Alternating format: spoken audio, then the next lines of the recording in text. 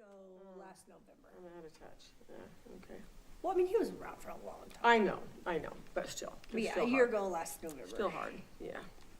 Oh, for Christ's sake. Yeah, I got the tattoo when he was still alive. Gift says, Carolyn, Gift says he's A little weird. logged in, waiting for the I was like, I host. don't feel the same way. Don't ask. I'm still here, you know. We love our new sessions. What's that? We're working on getting the Zoom up now. Okay. Yeah. So, work session, board of adjustment, then regular meeting? 16-factor that how we're doing this? authentication. My understanding Yeah. is that's Session. what We're we're almost doing.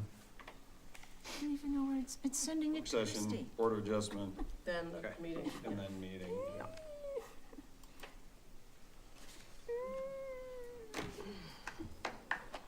This is.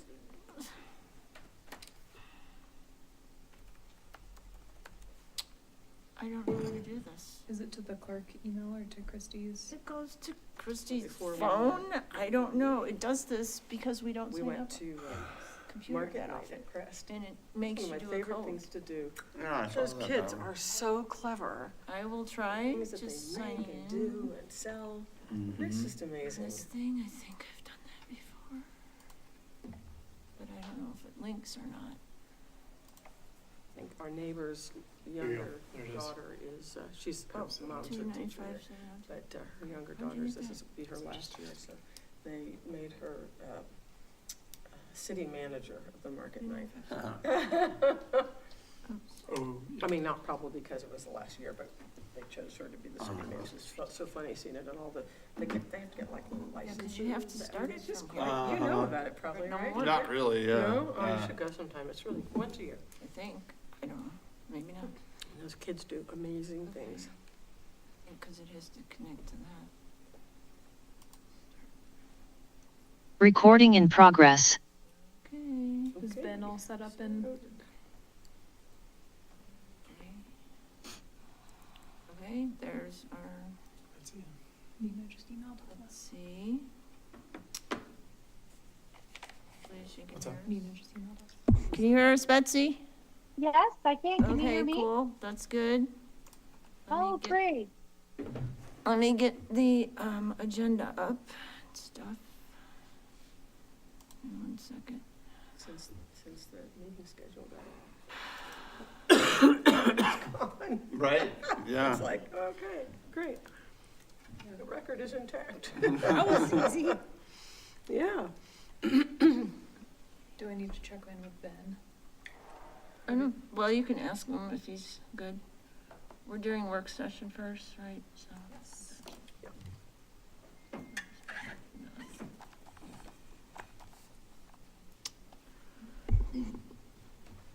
Okay, I think we're good, Ready? hopefully. All right, well, we just start Share as this planning out. commission with a work session, so take it away. Whoever's presenting that. Yeah, so we're gonna actually have a presentation from Betsy Stewart, who is with our city attorney's office, and she's gonna provide an overview of draft zoning ordinance text amendment to, in regards to natural medicines, i.e. medical mushrooms, that is recently been approved and legalized by the state. So with that, I'll pass it over to Betsy. Hi, everyone. Thank you so much. So I'm going to go ahead and give you a quick introduction, just in follow-up. So I'm just an assistant city attorney under Nina and Jeff, and I'm here tonight because I've been handling all things natural medicine related in our office.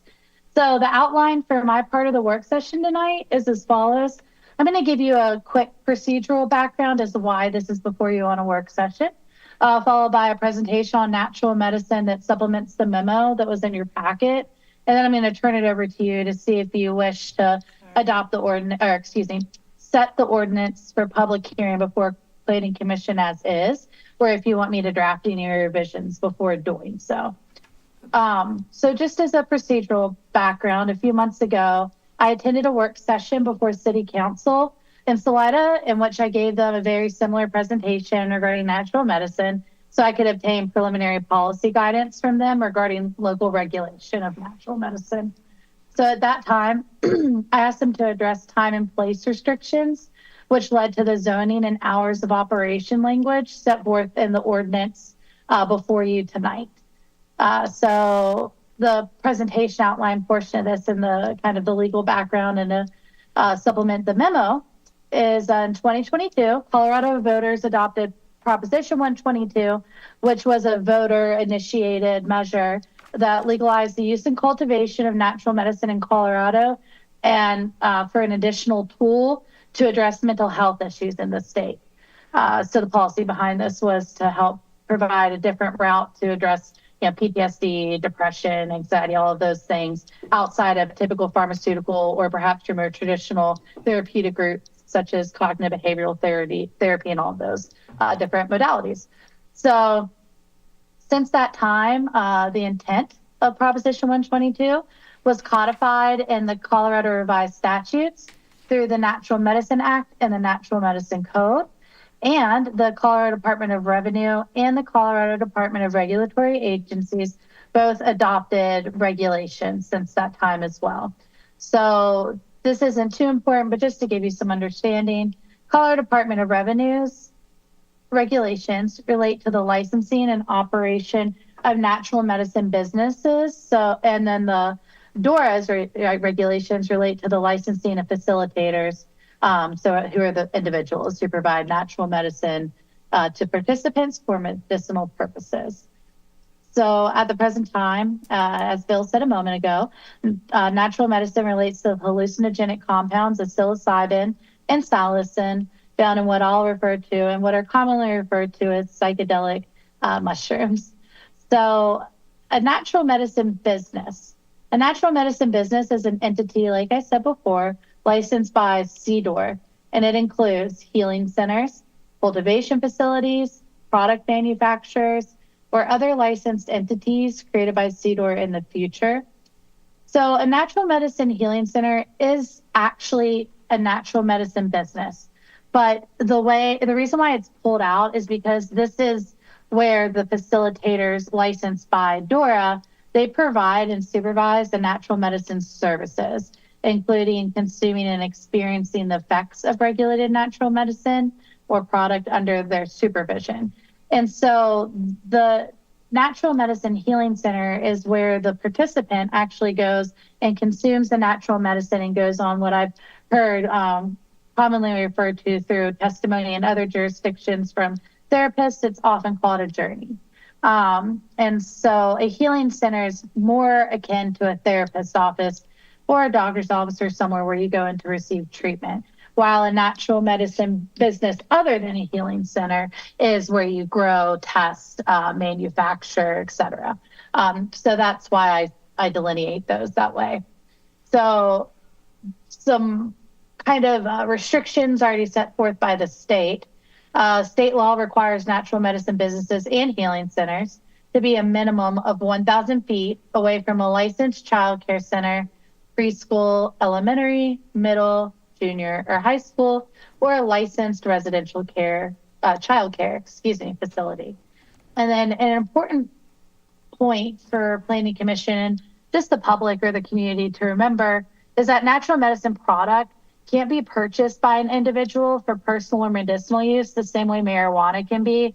So as I'm sure we're all familiar with by this point, you can go to a dispensary and buy marijuana and use it however you want, right? Well, within certain confines of the law, no public consumption, all those things.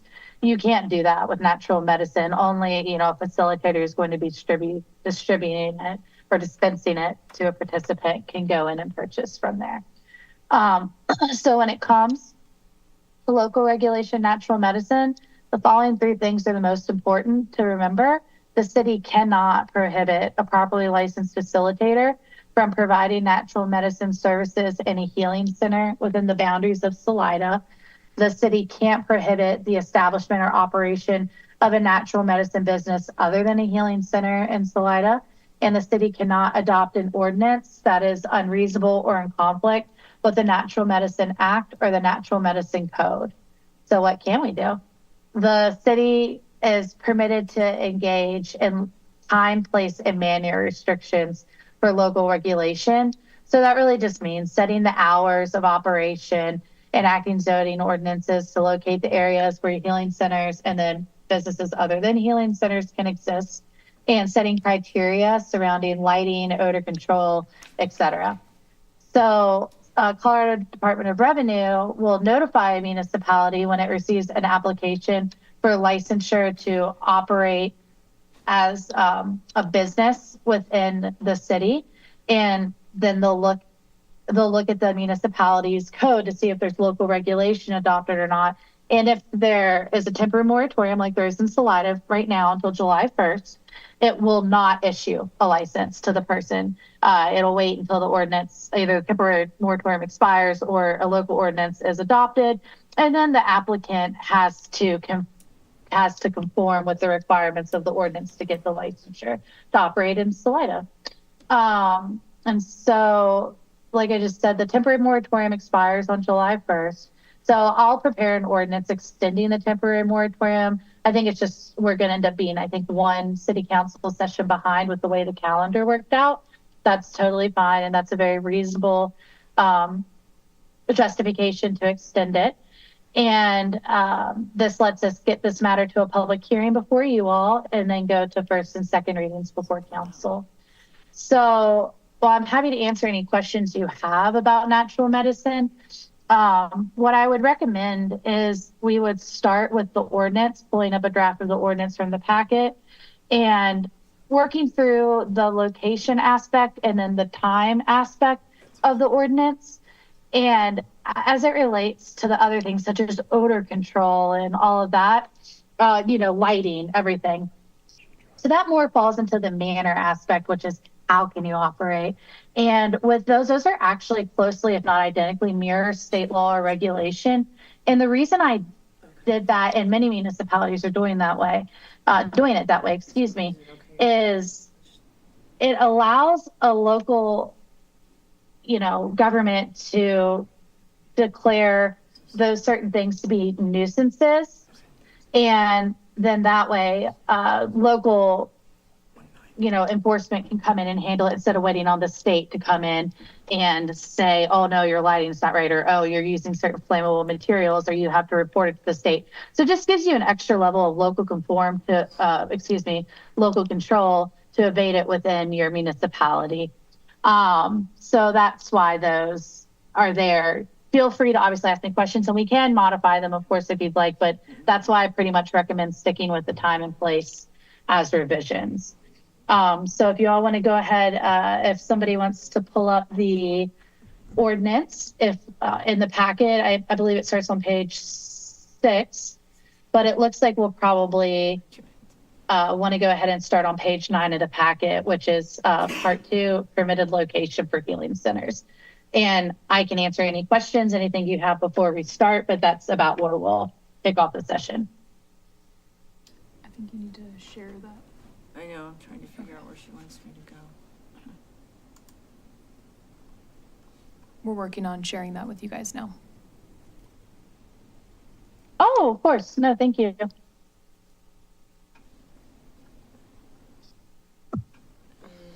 And that's the right page right there. wait a minute. I think they can see it, but they can't, yeah.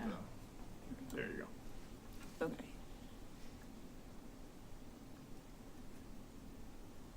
Can you see it, Betsy? It's not the right page anymore. Now I think I'm seeing the variance application staff report instead of oh no, I see 2 different screens. So somebody's sharing where the cursor is now shows the variance application. And then,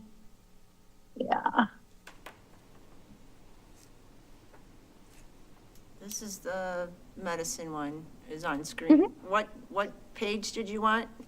9? Page 9, yep, and we'll start at Of your part page? 2. What heading? It says 2, permitted location for natural medicine healing centers.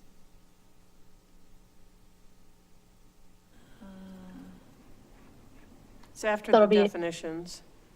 Up. I can't see very well, but yeah, up, No, go down. No, go down the other way. One more page. down. There it is. One more. There you go, number 2. Oh, okay. Perfect. And then just so you know, the main screen on my end is showing the staff report for the variance application. Oh. But I can Not what see we're looking at. Carolyn's, You might need to stop. kind of the sharing outline of here. her shared screen and her Zoom screen. So Can you hit stop share? No, I'm not sharing when it was up. It was not showing appropriately for people online. We have such power. That's So- what I want to share. Go into Zoom. But I and can't- share. I just now found out that the. It won't, it doesn't show it when I, Agendas and minutes. it wouldn't be a Zoom meeting if we didn't accidentally have a technical difficulty. So I know we'll get it fixed here in a moment. that should work. There we go. Okay. All right. Beautiful. All right. So as you can see there, council after this similar presentation looked through everything and thought, they recommended, or they would like to see, obviously you all, it's up to you to re-recommend it back, but they thought that natural medicine healing centers, and again, like I spoke about, this is where you go to receive it if you're a participant, should be in the central business district, in the commercial zone district, in the industrial district, as a permitted use or permitted use by right. And then they're prohibited in all other zoning districts in the city. And that, remember, this is subject to the distance, time, manner, and place requirements as well. So if you all have any questions, thoughts, I'll let you all kind of lead here and I'll answer and respond. I do have a question or, I don't know, concern clarification, I guess. If you look at the table 16, the permitted uses, Schedule D, my question is, so we're saying that in C1, which allows residential, that it would be permitted where a cultivation facility or a marijuana center would have administrative review or some other kind of review. So I'm wondering why that is and whether it's reasonable to put, to follow up on that, how, and maybe this is more of a staff question, how do these C1, industrial, I get, no problem. C2, central business district, I know it's sort of a targeted space, but how do these sync with the proposed zones in the new land use code? And would that, are we giving permission to something that might bite us later on down the road? That really is my only concern reading this. Absolutely understand. And so I'll start and then staff obviously please chime in and give your thoughts as well. It is absolutely appropriate if we want to make, for like you just said, a C2 also has some residential in it as well. You could make it similar for a limited review or a different type of review where it has to become before, I guess, Commissioner Council. For example, I know in another municipality it has special use for certain things, right? Permitted by right and industrial, but when it gets to other areas, they have special use. So if you want to do something like that, you can. And then I'll let staff take it from here with their thoughts or recommendations. Yeah, you have 3 zone districts where it's currently proposed permitted for the healing centers. C2, which will become, the downtown portion of that is going to become mixed use downtown. There's one other area in town, Two Rivers Commons, which is also zone C2 that's going to be going to, it's proposed to go to mixed use center. C1 is going to be split into MH, mixed use highway, and MN, mixed use neighborhood. Highway along Highway 50 and neighborhood along 291 and other areas. And industrial will remain industrial. However, the industrial areas around downtown will be rezoned primarily to mixed use neighborhood. So all that to say that there will be conversions from one zone district to the next, in which theoretically, if something was approved in this short time frame between when this goes into effect and when the new code is approved, it could be a holdover. It could end up potentially being a non-conforming use in that particular zone district. Otherwise, the new code use table is what's going to prevail, right? right? So as we would take this information and put it into the new code to have it line up and, get your feedback this evening as far as where you think would be the appropriate locations. Now, I have some concerns about that, about the C1. C2, no problem. C2, going to Two Rivers Center or downtown, that seems appropriate. And even to some extent on the mixed-use highway. But when you split C1 and you go mixed-use neighborhood, that I have some concerns here. And I guess it's really more, I don't really have concerns about the centers, but the fact that we have different requirements for a cultivation facility or a marijuana center than we do for a health center. And I just think it would be prudent to put in some kind of review, particularly on the C1, so that if the new code zones go into effect, there's a backstop. That would just be my concern. Yeah, or the other option would be, in the interim, if your concern would be that it could be approved even through process in the short term in the C1, and you don't want to have that be in an area that's going to be mixed-use neighborhood in the future, for instance, you could just say that it's not permitted for right now. We can limit the areas where it would be permitted for the short term, and then potentially expand upon that for the new code. I like that. I just think permitting something by right, it's harder to take it away than it is to put into place. And since we don't really know yet what's being approved on the new land use code, that having that guardrail, it doesn't mean it's not going to happen in those places. It just means that we're going to have a little bit more oversight. And I Do you personally have would be- specific kind of, I guess, scenarios you're thinking about? Well, I'm just looking at the difference, like, you can't put a dispensary, Mm-hmm. in some of these areas. So why are we treating this differently than a dispensary? I think it's substantially So- different than a So dispensary. as I a agree with you. clarification I'm or a just- reminder on that, this is very, very different than a dispensary. I agree, So the healing centers where you go to right. have so that's one thing to keep in I'm mind. If it were talking Sure, and my concern is just that we don't really know, what's going to be approved and how it's going to be split out, and, for sure where those neighborhoods might be. So just adding an administrative review even to that would satisfy me, just so we know what's happening. I don't know, I may be the only one with that concern, and I'm okay if that's the case. I don't think administrative reviews at Or- or- but I don't Limited I don't- review, or, yeah. something I that don't think it needs says, to come before us. no, but Yeah. something that says, we're going to look at it. And then, once the new code is codified, then it can be changed. It can be changed to be more permissive, once we know where those areas are going to be. Do we have other people waiting on this now to get going?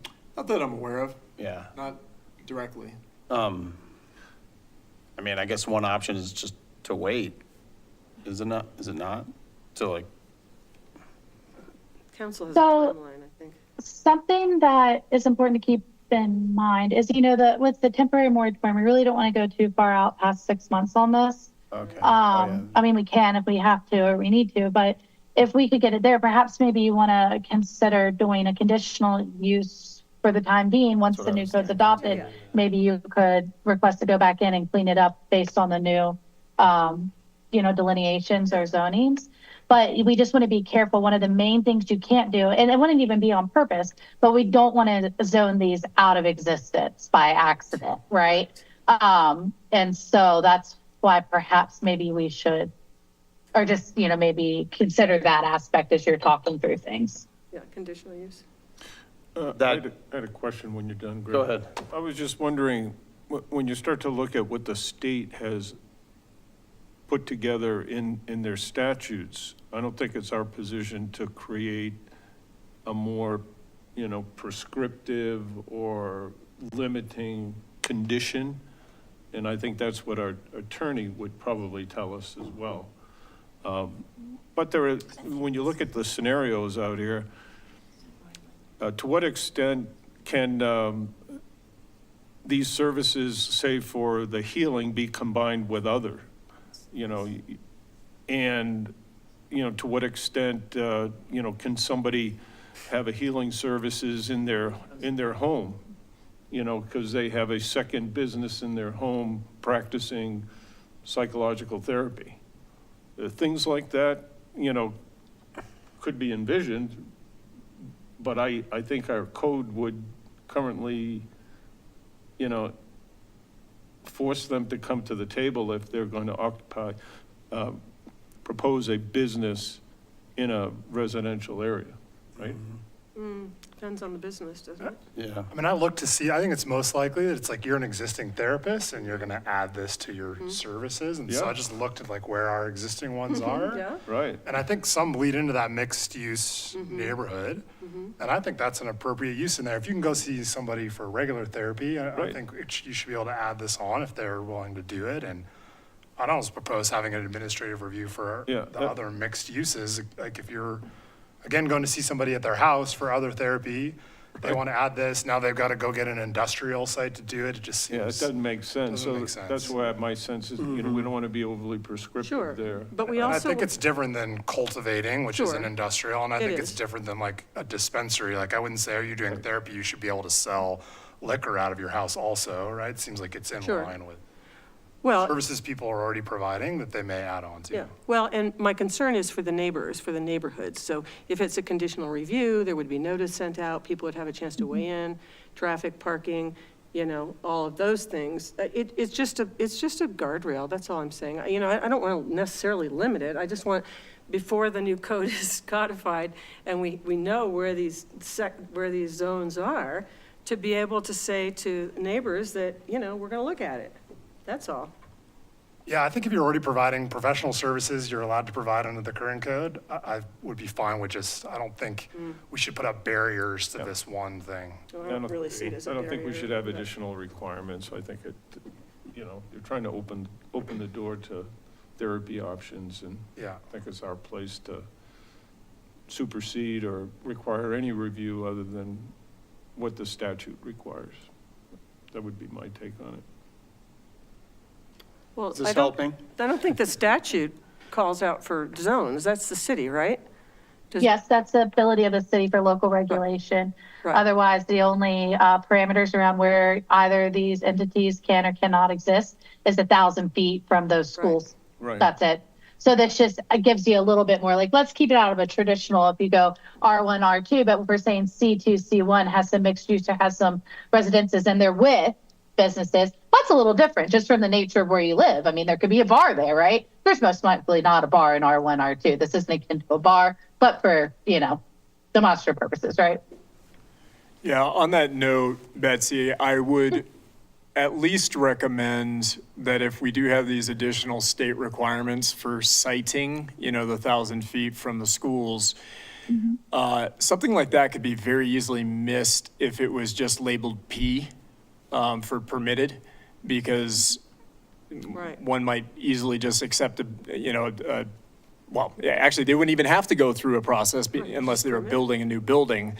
They could just start that up, whereas an administrative review at least would have that one check and balance for staff to go ahead and do a distance analysis for that particular use. So at the very least, it seems like an administrative review might be appropriate given those particular statutory requirements. Sure. On my end, I have no problem with that. And you're saying that's just as it relates to C2 and C1. Industrial, we're fine permitted, correct? Don't you think? Well, but is it a blanket I mean, distance requirement or Oh, I see what you're saying. prohibition? So once we get, let me think of this in the opposite way. So once you all kind of pare down here tonight, this is the work session, where you think you want it, I was then going to ask community development to please, and I can give you a sample of what I've had in other municipalities do, but it gives you the 1,000 feet exclusionary map from the schools, so businesses and otherwise, and then it'll kind of break down like, okay, this actually does work. You can see we're not accidentally zoning out of existence. Right. I guess my point just being that each of the zones that we're talking about permitting have properties that are within 1,000 feet of schools. whether you're Yep. talking C2, industrial, or C1. Okay. That, Yeah. and I know that because we did the same thing for the adult entertainment use a while back, and we did that distance analysis, and each of those zones had properties within that distance. Because we have Sure. schools that are dotted all around Yeah.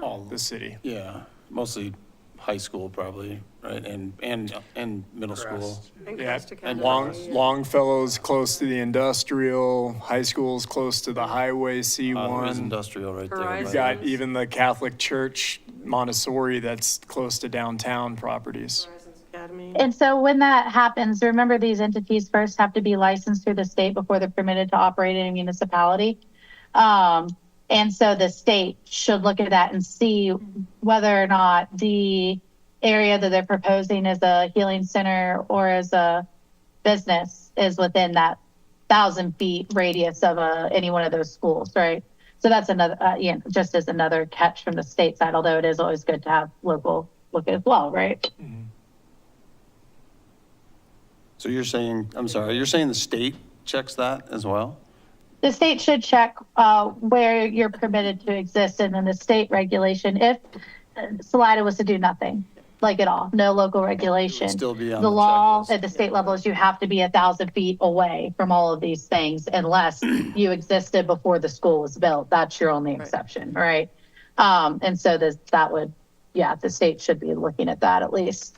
But I feel I really don't. comfortable having the staff at least look at it, not just relying on the state personally. Was it also the state that does like the lighting, storage, ventilation, Yes. and disposal? Most of those come from the state. I added in, let me look down here. Did I add Kelvin in yours? Yes. So on 7 lighting and natural medicine businesses, all exterior lighting shall be downcast and shielded with a temperature of 3,000 Kelvin or warmer. That's something another municipality, other planning department thought of. And I just typically recommend that now because that's a softer lighting. Obviously, it's not like your football field lights around 24 hours a day. We just have a softer light. So, but aside from that, it mirrors the state. And like I said, that allows you to declare certain things a nuisance and abate them locally versus, hoping the state comes in and does it. Is that lighting for the benefit of the clients, or is that something else as far as just the neighborhood? And I only ask because we don't have any other uses that have their own lighting requirements, like the lighting requirements. We have general lighting requirements across the city. And so if you want to get rid of the Kelvin thing, we absolutely can delete that sentence, but it's just, it's eliminated to provide after dark visibility. So it's security lights, 1, obviously. And then 2, it provides after dark visibility, like I just said, for facilitators, participants, and employees. So it's just if you're going in or out, they want to make sure if you are, maybe you're a little nervous going in or something, or even though you should be no longer under the effects or impaired to drive by the time you leave, just as a safety precaution. So again, this might be possible in a residential neighborhood next door to someone's house. And so I guess, again, I'd kind of like, I like the lighting, I like that paragraph. I like the dark sky downward facing lighting. I like having some parameters around it. But again, I just am concerned about, what happens next door? How does it affect the people next door if we don't have anybody looking at it and notifying people that this is going to be happening? In a residential area, which some of these, like if we go to mixed-use neighborhood, that would be a residential area, potentially. I'm kind of residential. more, I think it should be treated as any other business. So if every single business that exists in a commercial or mixed-use area is required to send notice, then it should be Well, no, treated it's similarly, I mean, I don't think it's at least not this is just my opinion, but my opinion, it's not our job to take a stance on, what businesses should be treated differently or not. It seems like it's been through council and, I mean. Yeah, I agree with you in theory. I just, again, I know that there are so many times when neighbors don't have a chance to know what's coming. And so then all of a sudden it is, and it's permitted, and there's nothing they can do about it, and there's something onerous about it that we haven't contemplated. So I don't know, I feel like it's always a good idea to err on the side of notification in a neighborhood. Now, C2, mixed-use highway, no, but I'm really concerned about this mixed-use neighborhood effect in the C1. When it splits out, if it does, having that be something that people just aren't aware of, and all of a sudden we have lights and we have more coming and going possibly. But that would be till true for 7 any other o'clock at business, night. right? I think I feel the point that like, why single this one out and not have every other business require Because I don't think every other business is allowed to be in that zone. what businesses are, other necessarily. business are. I don't know. We may Like a just massage disagree. therapist or a, Right. I yeah. don't think if you're a massage therapist, you should have to notify your Sure. neighbors. Yeah, but you're not working necessarily 7 a.m. to 7 p.m. You might with- be. Well, with lights and security cameras and, I mean, I see it differently. But I agree, I may be the only one who does, and Maybe- I'll let it go. Yeah, I Let think staff and council figure it out. I'm kind of on the side of, yeah, let's allow it. I think you're getting at the zoning, the new zoning category would be mixed-use neighborhood, and you're really picking out the neighborhood word. Right, But the fact is, it's mixed use, right? Like, right? there's some kind of nuance there. Like, I get what you're saying, but it kind of seems like we're throwing up paperwork and roadblocks for something that Well, doesn't. yeah, a mixed-use neighborhood, though, the mixed use is more residential. Townhomes and condos and multifamily property. Is that correct, staff? Mixed-use neighborhood is really designed to be more residential than commercial. Is that correct? I would Or say am I it's really both. Yeah. Okay. It allows for both, because you could have a development that's entirely commercial within mixed-use neighborhood. all right. Or entirely residential, or a mixture of both. Okay, well, I'll let go of it.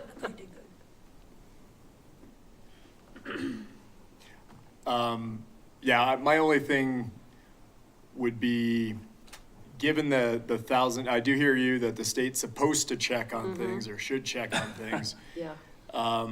But we also know that that doesn't always happen. Might not be a bad idea just to have that secondary check from the point of staff, if that is indeed the only standard we're going off of. It's a pretty easy check for staff. The other thing Administrative review. is that we don't have business licenses in town. I realize they'd have to get a license through the state, but we don't have a separate business licensing process at this point. And it is another way to just be aware, I guess, of this new type of business coming in. So just for that, there's mixed opinions on whether or not the statutory scheme really even contemplates local licensing. And so I'm not saying there's not another one, but the only municipality that I'm aware of right now that has a local licensing scheme is Denver. And that, very different piece than everywhere else. Need that. Well, and I'm not saying for natural medicine, I say for anything. Anything. We have no business permits, business licenses at all for any I type of understand. business. Oh, okay. So okay. there's no way to track when a new business comes in and one goes out. And this arguably could be just a reason to just be aware that it's there. Not saying that we have to, but more importantly, I think the sighting distance from the schools, if that's a statutory requirement, might be an important check. But I'm throwing that out to you all. Yeah, I'm okay with how you that. feel I about would just like staff's eyes on it. That's really what I'm saying more than anything. We have those requirements for other business uses already. Yeah, So Yeah. I think For a for couple. consistency there, just add that to it. it would fit in marijuana dispensaries or cultivation. It would fit in Yep. adult entertainment, novelty stores. So Yep. this would be another one. Yeah, I Check. think that's consistent, and I like that. That's good. Sounds good. Okay. All right, Betsy, how, you got what you need so far? Do you Well, need I anything think else? so. Just to clarify, so let's go to the chart. So it's okay for natural medicine healing centers. We have that there. Is there any area we wanted to have any sort of review, or we're just going to allow it permitted in all three? I just need a majority is what I'm looking for here for the work session purposes. I think we were saying administrative review for all three. Okay, for all three, Is and that is correct, for Staff? healing centers. Yeah, I think Yep. it would make sense since, Yeah, makes sense. And then we also want, what about natural medicine businesses other than healing centers, i.e. cultivation, manufacturing, testing facilities? I have that permitted as right in industrial, but did you want administrative review for that as well?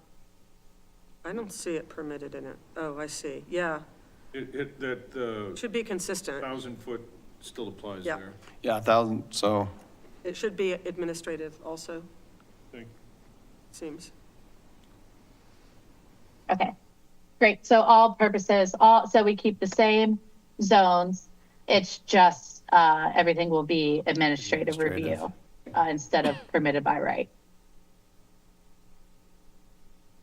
yeah. Is Okay. that, Good is with that that. correct? Okay. Good.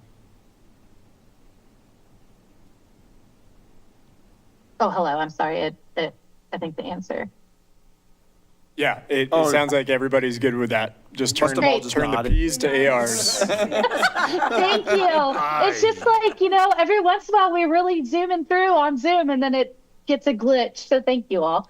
All right. So the next part I'd like to lead you all down to is let's go to the time portion. And that's going to be part 5. It's actually above. No, it's below. Part 5 is on page 10 of the packet. And it says hours of operation. Keep going. Oop, oop, down. 10 of the packet. There we go. 7 to 7? There we go. Top line there. Great. And so this was decided upon by council. The reason being, obviously, and just to give you all background before you start your discussion, obviously this is a little different than perhaps a traditional therapist session, right? So, and there also is still indisputably some stigma around taking natural medicine for whatever reason, and whether it's personal, recreational, medicinal, whatever, right? And so I know that a lot of municipalities have done something very similar to what Salida proposed here at first, is you want to allow, or people allow 7 a.m. to 7 p.m. to really give people a time to work around work, if they need to go on the weekends, if they want to keep it more private, if they can do shift work. And also keep in mind, I don't have this to exact science. I'm obviously not a licensed facilitator, right? But from my understanding from testimony from other facilitators at another municipality, each journey or session is around 5 hours or so. So if you're open 7 to 7, that really allows you to have 2 sessions a day with a little bit of overlap, a gap in between, whatever. That's kind of the thinking behind it. Like I said before, the main thing is you just can't zone it or regulate it out of existence. So just keep that in mind as you're thinking about days of the weeks and hours. Just, what do you all think? And just talk it out. What have other municipalities included in their hours of operation in their? Yes. So off the top of my head, Fort Morgan is Monday through Saturday. And I believe they are I just wrote this today. I think they're 8 a.m. to 10 p.m. with the last administration being at 5 p.m., I believe, or something. Woodland Park is 7 days a week, about 12 hours a day. Avon, I believe, is leading towards 7 a week, about 12 hours a day. And that's kind of about where it goes. They all vary slightly. The most restrictive I've seen is Monday through Friday, 8 to 5. And I believe that wasn't my jurisdiction, one of our jurisdictions, our law firm's jurisdictions. But I believe that was either Castle Rock, Parker, or maybe another one, where it was the 8 to 5, Monday through Friday. And you said the 7 to 7 came from council, is that correct? Yes. So they've already discussed that and kind of arrived at that. I'm okay. Yes. with that. I'm okay. And they did that in a work session capacity. I'm okay but with yeah. that too. I wouldn't want to go any later.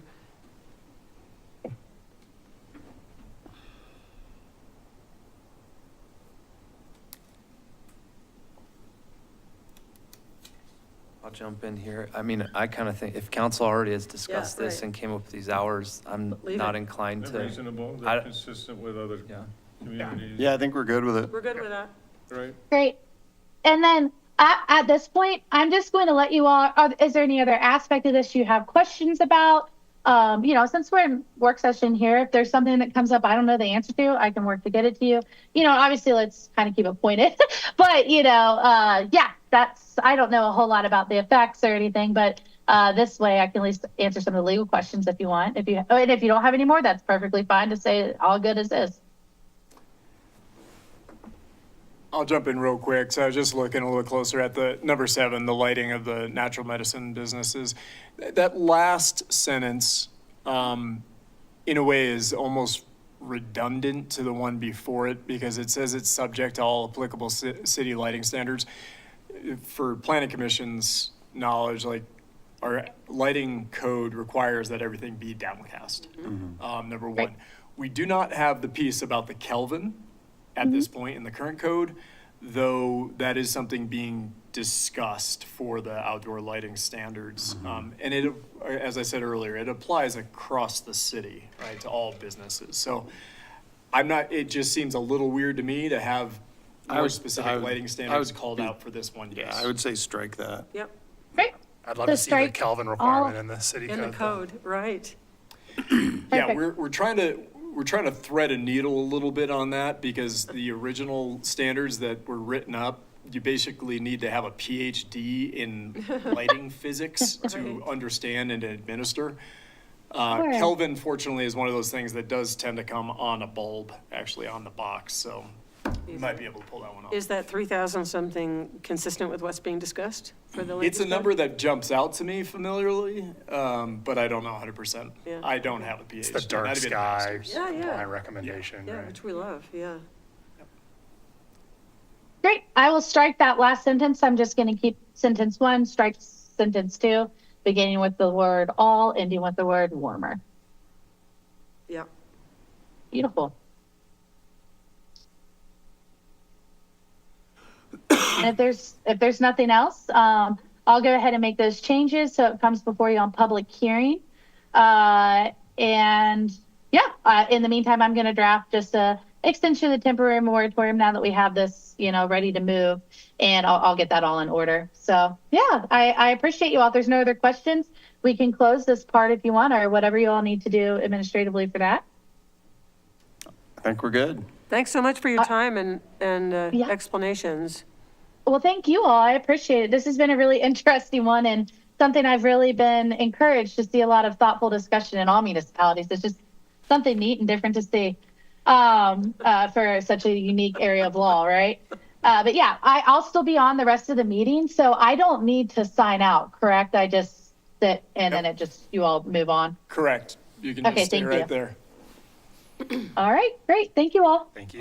Before we jump into the Board of Adjustment meeting, I just want to see, Tommy, are you online and are you able to speak? I sure hope so. Can you hear me, Bill? Great, we can hear you. We can hear you. So we're gonna,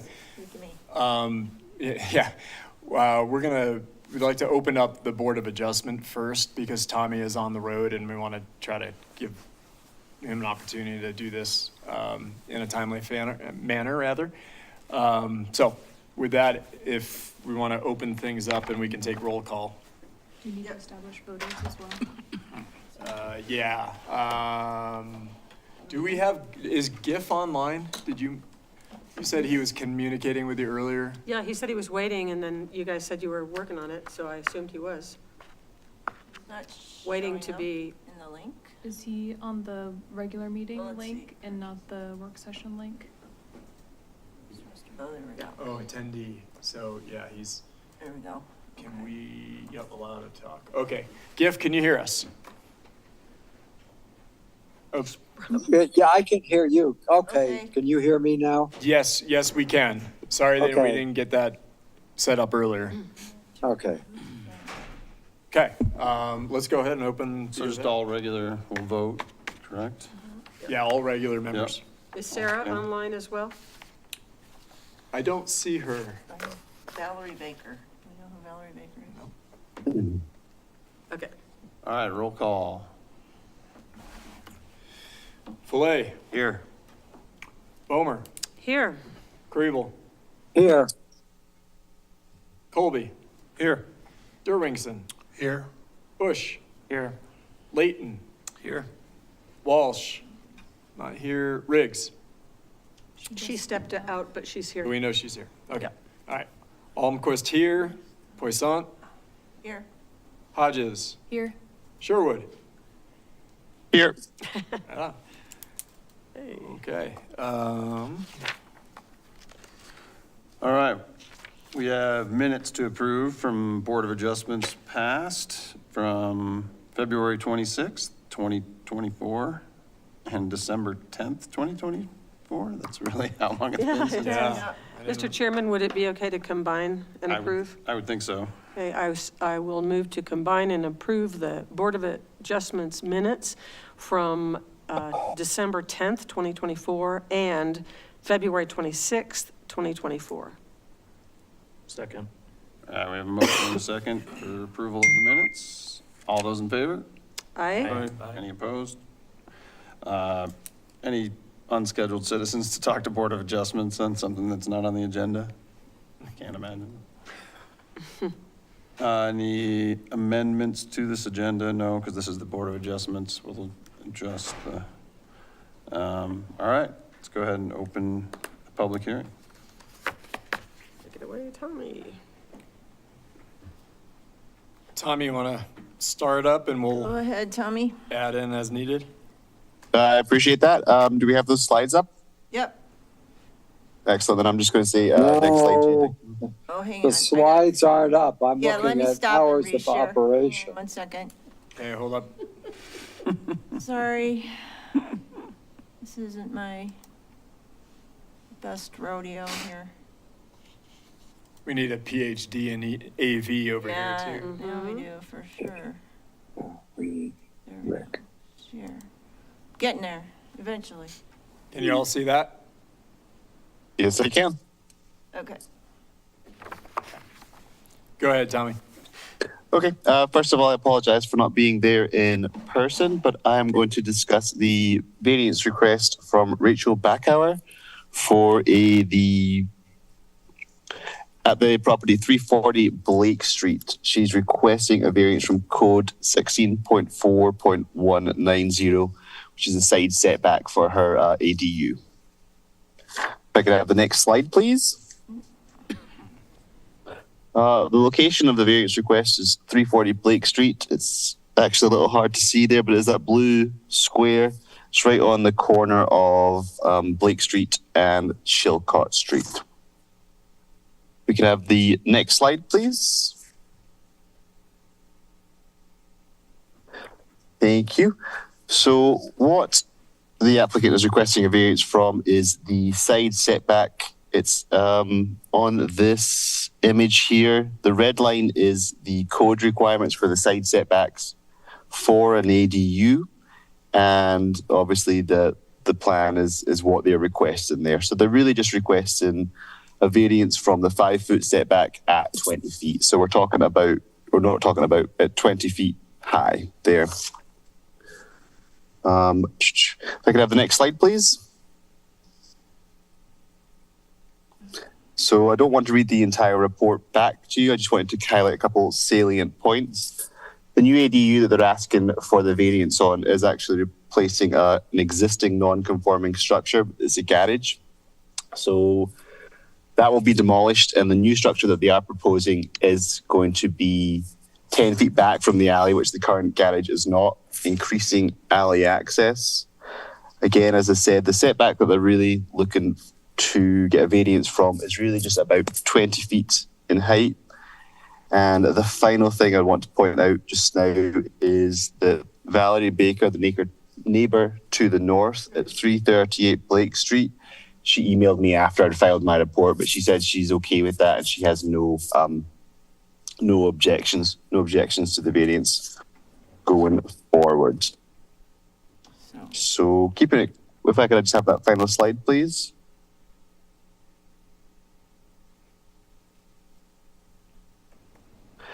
Just trying to keep it very short, very sweet. I do think that the staff recommends that the Board of Adjustment approve this variance for 340 Blake Street. I'd recommend the motion. I make a motion to approve 340 Blake Street variance request as it meets all the review standards for a zoning variance. If we have questions or what? I'm gonna jump in here because I know that Please do. Betsy and Nina would like to make sure that we're clear on the section that the variance is being requested from, and that section is 16.4.190 of the code. Could you pull up that section? So the red line that Tommy shows in the staff report and in the presentation represents the graphical image of setbacks. You want that section? Yeah, just keep going up to the graphic, and then you can move it over into the other screen. Keep going. This is, Keep going up. Keep going up. It's in this section. I thought it was under ADUs. This is. It is. It's keep going.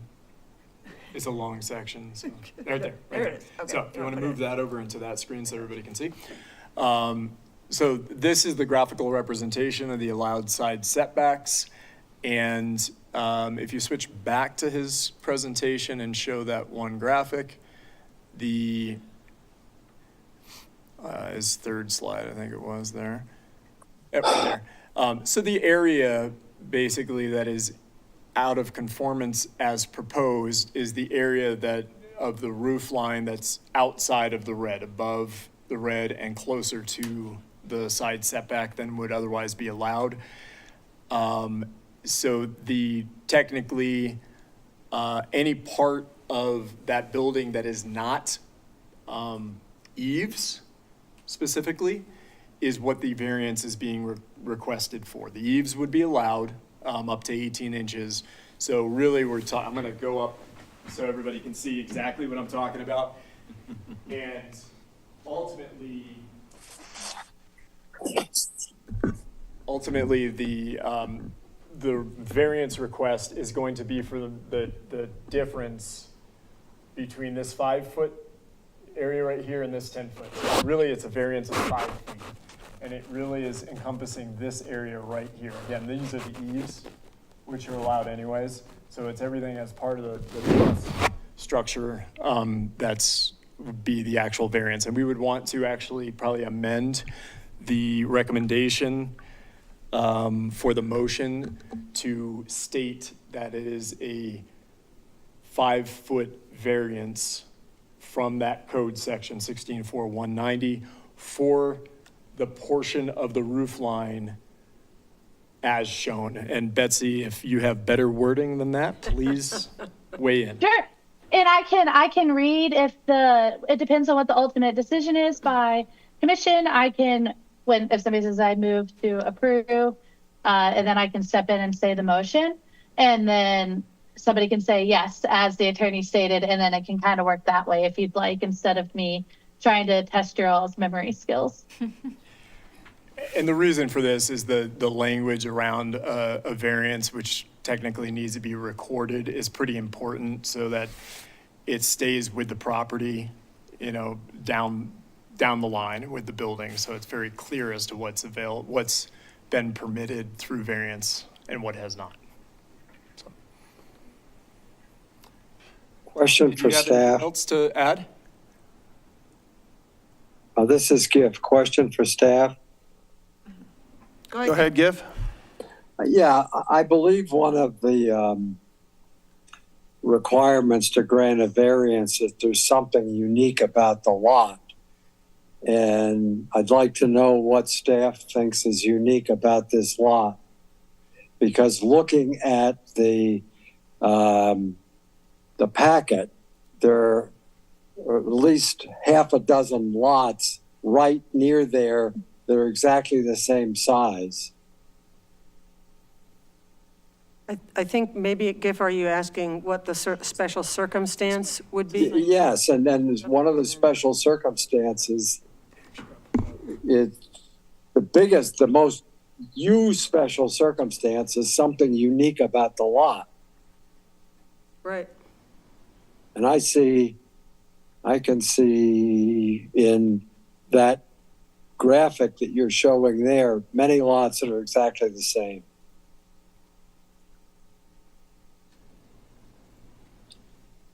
So if I were a homeowner in any one of those lots, I'd say, oh, good, I can get the same variance.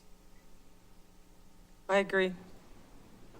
I would like to know, because the special circumstances, you know, they're limited, they are not limited to those things. So if there Right. is a special Yeah. circumstance that I'm missing, I would like to know what it is. Tommy, do you have anything to add to that? I don't have any, I'm afraid I don't have any strong special circumstances to push forward on that. I'm afraid. Was the property owner going to be here, or, we do have the property owner here if anybody has. Well, we'll get to that. Let's Yes. I had a question. Brian had a The, question for staff. So the 2-foot eve, that's permitted in this area, correct? Up to 18 inches. 18 inches. It shows 2 feet on the diagram, that's why I'm bringing that Oh, up. yeah, good catch, actually. So it would include the additional 6 inches beyond that red line. Okay. Yep. And that's the minimum variance. I An didn't know. 18-inch eve would not satisfy, would create a hardship. I think we can, maybe we get to the applicant in a minute, may be able to answer that for you, Giff. Okay. I think it's, the other question I would have, you know, given that, you know, 18 inches versus 2 feet, is that in our code as such that, right? That's the encroachment. That's what I yeah. thought. And then there's no height request here, so you're Right. within the height of Right. the building. I Correct. think it's, I'm going to let that stand. We'll get to Till I hear the discussion. applicant, Yeah. I may have an Yeah. additional question Yeah. after that. All right, if there's no other questions for staff, Sorry, one other one. The notes say for that special circumstances that it's part of the integrity of the structure as it has been designed. Maybe you could just explain what that, I'm not sure what that means. So looks like there's 2 designs below, like one that conforms and one that doesn't. again, I think the applicant is probably. Good question. Right. Yeah, maybe I will express my concern, because, I mean, right now, if the applicant would conform, they would have to build a roof that would be compliant to our height and setback condition, correct? Mhm. That would be a very weird roof. Would be a flat roof. Or Could a be. different roof. Yeah, different roof. Yeah. Okay, thank you. I'd like to hear from the applicant, Mr. Chairman. If we have no other questions for staff, that's where we're headed. Yeah.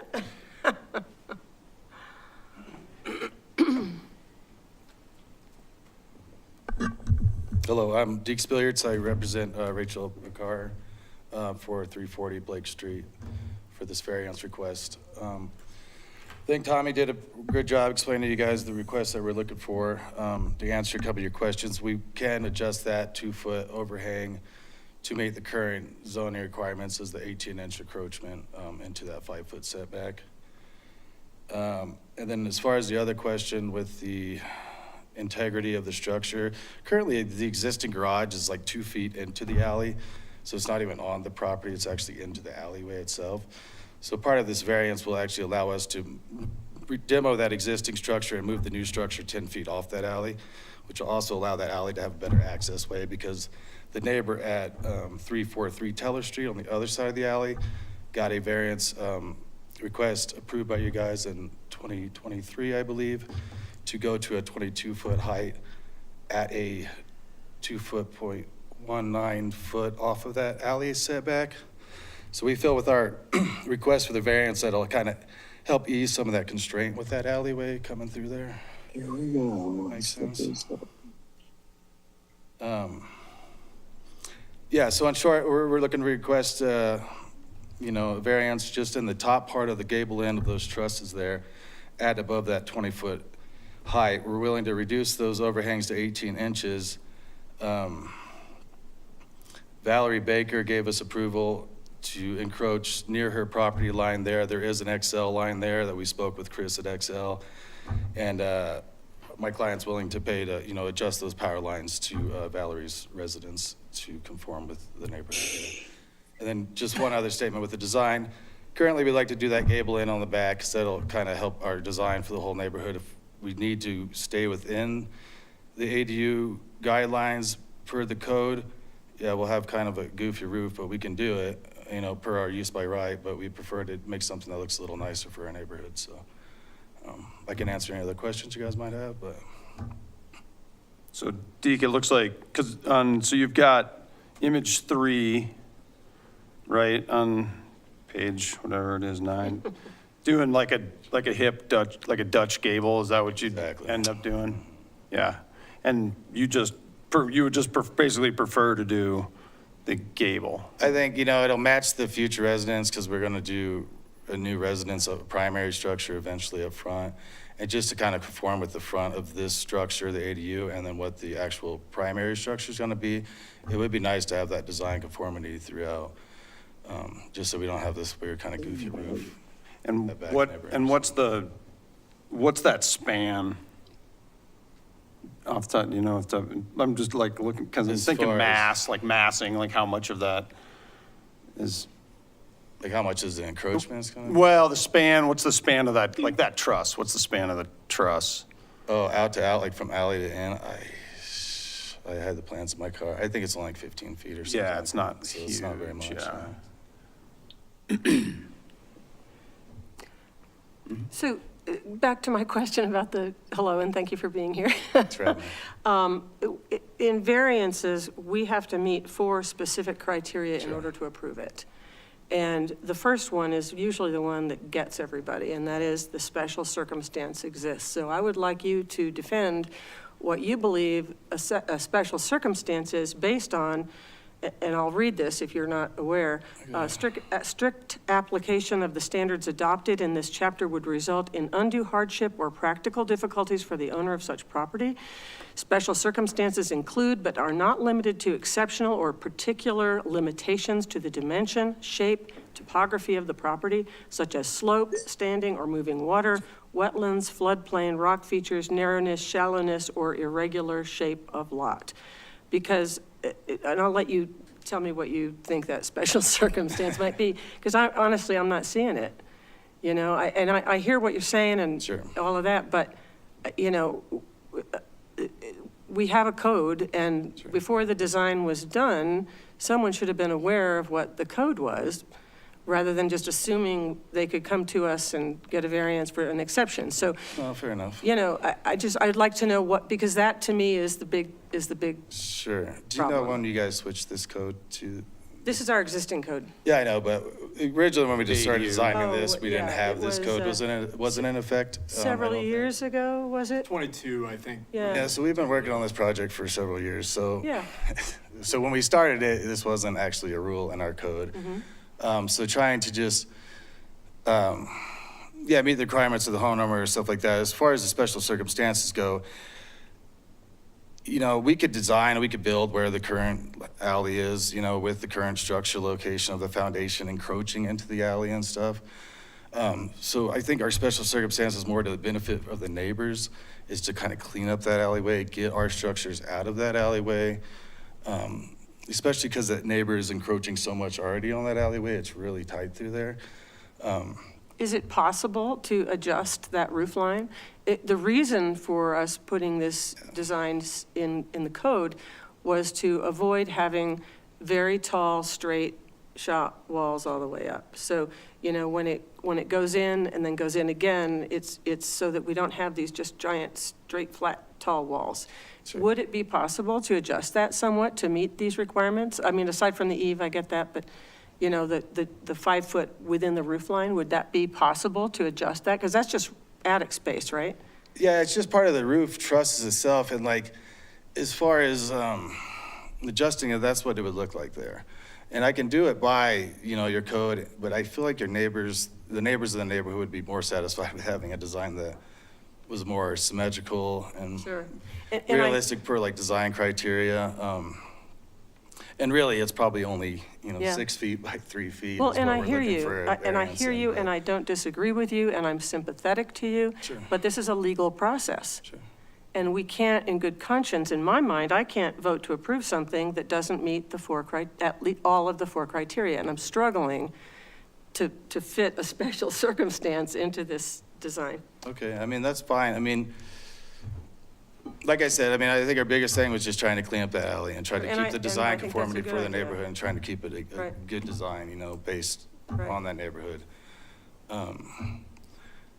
I mean, I can show you what you guys allowed for the neighbor at 343 Teller Street. You guys allowed a variance that was over the 22 feet, you know, right across the alleyway. Well, there. So if they're setting a precedent there, There's no precedent Okay, with, fair enough. with variances. Each one stands on its own. okay, fair enough. So, yeah, I mean, we could redesign it based on the current footprint of the garage. We could just keep encroaching the alley and we can stick to, you know, those design criterias, but I feel like the neighborhood as a whole is detrimental if we stick with what's existing. I don't know if that makes sense or not, but Yeah, I mean, it does make sense. Those are your 2 options, though? Like, if you don't get a variance, you'll just build on the existing No, structure? to be, right? could I I mean, just we use interject by a little right, we bit? can- To be clear, if the existing garage comes down, anything that goes up in its place will have Has to to be comply put on with the the setback. city's sure, and we're willing to requirements. do all that, yeah, no problem. There's no going back and encroaching. Yeah, of course. Yeah. Yeah, so ideally, we'd rather create a newer, nicer structure there, and it's more about the conformity for the neighborhood and having a good design that everyone in the neighborhood can like. If you had to look at that backside of that house, you know, you're gonna have your neighbors coming, I don't know, but. Am I correct in reading this, that some of the proposal is to pull the structure 10 feet off instead of 5 off the alley? Yeah, off the alley, we'll meet, so that's the rear setback. Yeah, and so the we're at current rear Chilcott and Blake, so we're on a corner, so the access traditionally into that garage is off Chilcott and not off the alleyway. So we will do our 10-foot setback per code for R2 zoning, of 10 feet, so, Is that right, Greg? or R1, whatever it is. Is that correct, the 10-foot per code? I thought it was less That was for an 5. ADU. Minimum's 5. It's 5. 5, right. We'll give you 10. Can you go to the pictures real quick? I should state, though, depending on the height and the design of the structure, the utilities may require additional setback Okay. for safety standards. Right. Right, and we spoke with Chris at Excel and showed him what the current connections were for the power off the main to, you know, Rachel's house and Valerie's house. And there's no problem with moving those to adjust them to meet those setbacks, so. The photographs you wanted to see? These? Yeah. Is that what you're talking about? Which is that garage right on the edge, right? That's the garage. The existing one on the left there is one that we, Yeah, so the 2-story was the one at 343 Teller that received a variance to be 2.19 feet off the alley, and then the garage, single story on the right is Rachel's property that encroaches 2 feet into the alleyway. right, and that'll get set back 10 feet. And then that one will be a 10-foot setback. Correct. Yeah. And, yeah. So it'll make that alley like easier access for fire trucks or moving trucks or any kind of bigger vehicle that might need to come down that alley as well. So- There's also point number 4, minimum variance. The granting of the request is the minimum variance necessary for reasonable use of the property or building and the least deviation required from the applicable zoning standard to afford relief. Yeah, so we just like a variance for that gable end, the top of it, you know, that 4 feet by 30 Well, inches or whatever it is. So that'd be the minimum variance that we would be requiring to, you know, meet our But reasonable design. use, though, right? That's the, Yeah. it's a You tough know how one. I feel about the I know, variance. I know, I know. It's problematic. I know, it is, totally. But it Any is a other legal. questions for- Yeah, legal for Dee? process. Yeah, any other questions? I mean, Well, just stay close. We may end up with another Okay, question sounds for you, good. but I Yeah, works we'll move on into discussion.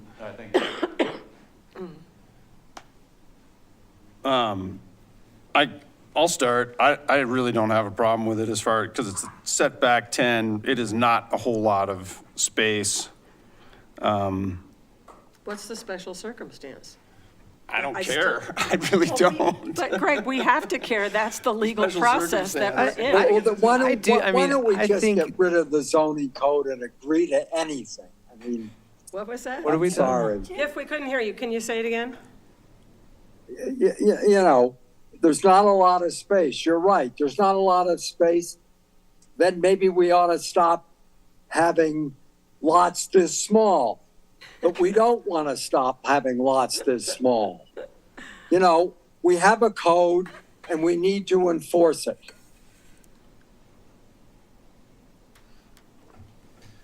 I hear that, and I think there's probably not a special circumstance on the property itself. My concern is like ADUs are good for Salida, I believe. We need more housing. Sure, Every I time agree. you send somebody back to the drawing board to redo Right. what in reality is a pretty small thing with regards to impacts. Well, so has if- cost implications for Sure. housing. Sure, but if we say that special circumstances aren't important, then we're blowing up the legal process that we are bound to oblige. And I'd kind of love to hear from our attorney on this, because I agree with you, Greg. I mean, I don't think it's a big ask. I think it's a great building. I think it'll benefit the neighbors. But we went through a process as a commission to establish these 4 things and agreed that we had to have compliance on all 4 things to grant a variance. So I'm really struggling with this because, you know, we have a legal obligation. It's not whether we think it's okay or whether we like it. I like it. I think it probably would be okay. I think ADUs are good for the town and the city. But I would love to hear from our attorney. You've brought this up before, Francie, and I think it's a good point. Like, we have these rules, but at the same time, like, you could drive a truck through some of those conditions, and maybe we just need to spend a little more, not we, applicant, future applicants, other applicants, really look at the letter of the law and write up a real detailed explanation, and we'd probably say, Tell me what yes. the special circumstance is. That's what I want to know.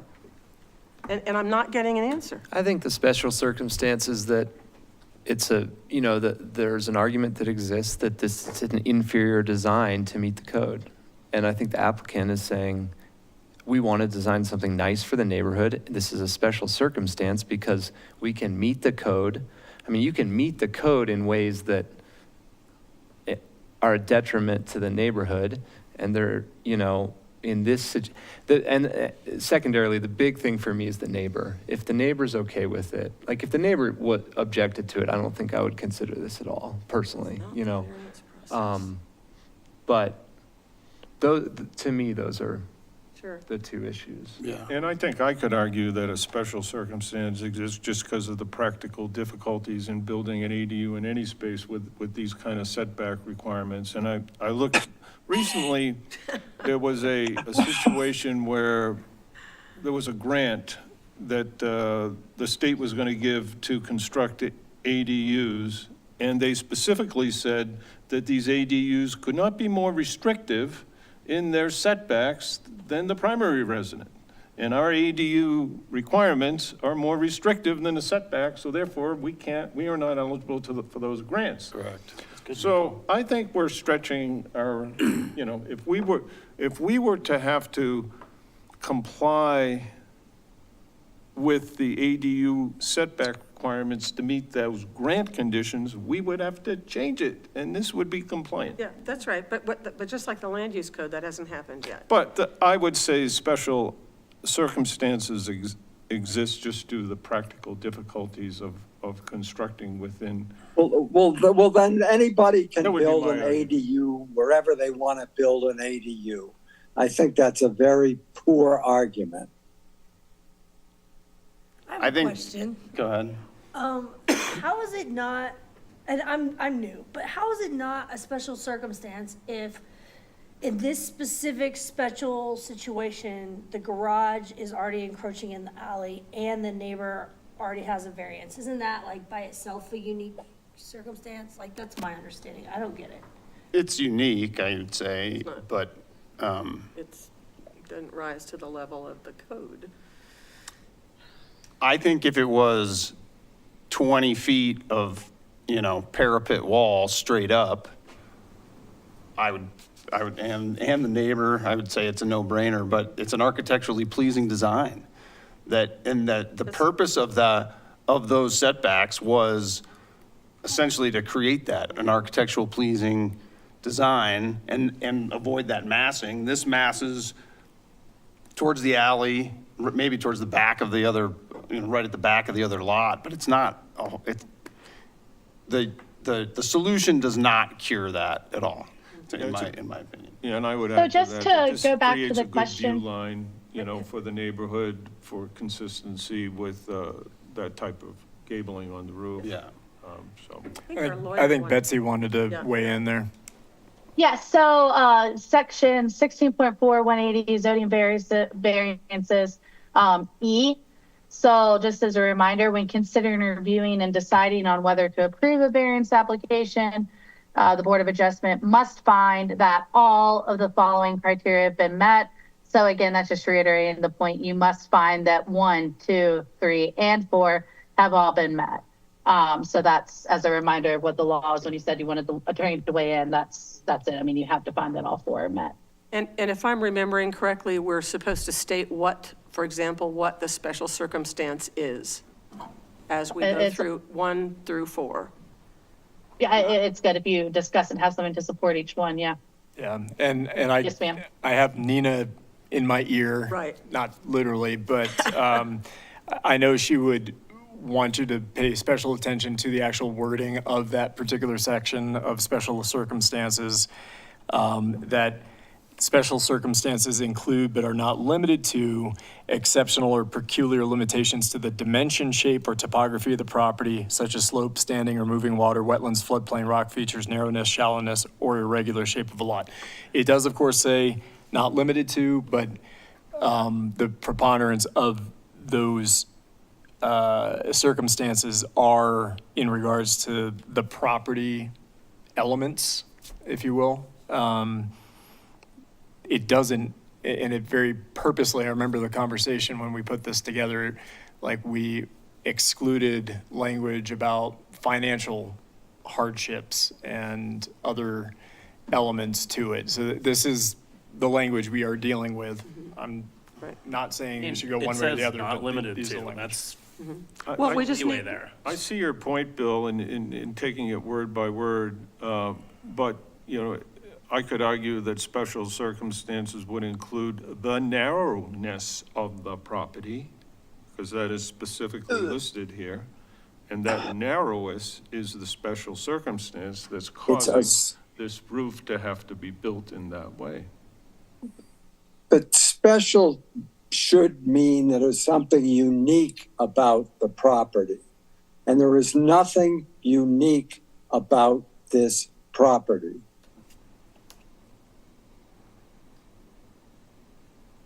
Look at the picture, the first page of the packet. And then look at most of the lots, or many of the lots in that picture are the same shape.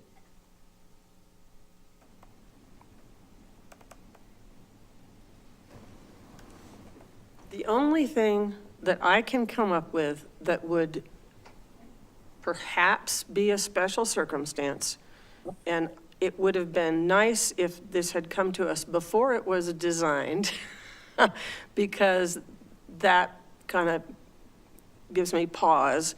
You could say that undue hardship or practical difficulties for the owner, but this has already been designed and the code has already been in place since 2022 or so. So, I mean, I agree with Gift. There's no particular limitation on this property that's unique. I mean, there's lots of other properties that are narrow, that's flat. The garage is old and it's encroaching in the alley. That has nothing to do with this design. But, I mean, I guess I could go with practical difficulties for the owner, possibly. They don't make it. I don't know. I mean, we've got to have a special condition, a special circumstance. Finding somebody that can build a hip Dutch gable. Yeah.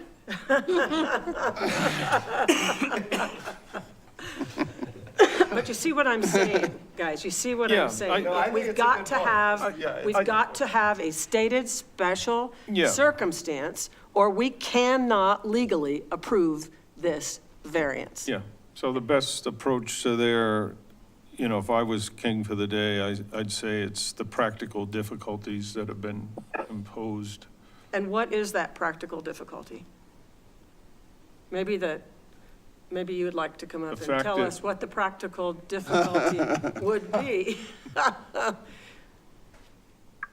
mean, I think, you know, just mentioning the design and, you know, meeting the code requirements could happen, but, you know, the practical difficulty is, you know, designing something that's gonna, you know, that neighborhood's gonna like, you know, and I understand that, you know, you need to find a special circumstance, and I think the special circumstance is the neighborhood's aesthetics and maintaining that for the neighborhood.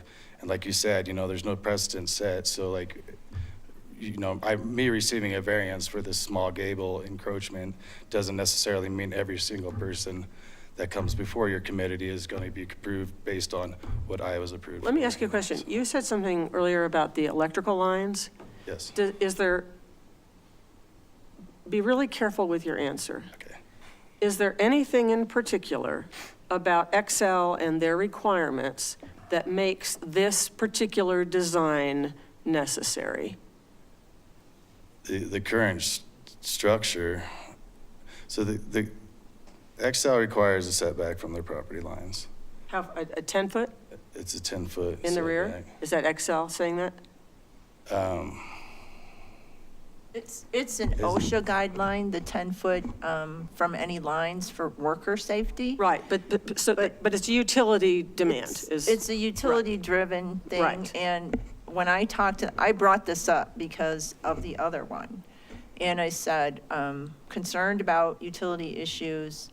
And from what I understand, they're working with XL to make sure that whatever they do, if they need to move any utility lines, they will do. But I don't know that this design is being in response to That's what I'm asking. Is utility. the design That a factor in you that? can clarify that. You know, I'd have to look at that picture of the alley, but, you know, that existing structure runs right under that existing power line. So as far as utilizing that for an ADU, you see the bottom picture there, you might be able to see better the lines, the power line at the rear of the single-story garage there. Yeah, so like moving that structure to receive that setback, I mean, if we did just remodel that existing structure, I don't think we'd be able to achieve the setbacks from the power line as required by the XL. So, but we're back to the design that you've presented. So Right. is there something in there that is some of this because of what the utilities are demanding? Or is it just that's the design you want? I mean, the idea was to develop the property more and produce, you know, additional units of housing in the neighborhood. So our design was based on utilizing the property, providing parking for the additional unit, as well as the primary structure itself. So the design was based on utilizing the property, housing, parking, all the requirements, the other requirements based on the code itself. And so if you didn't do this and you went back to the original structure, there would be a lot more cost and expense to get those lines moved. You couldn't build in an easement property. I don't even know if you can build in an easement if it's grandfathered.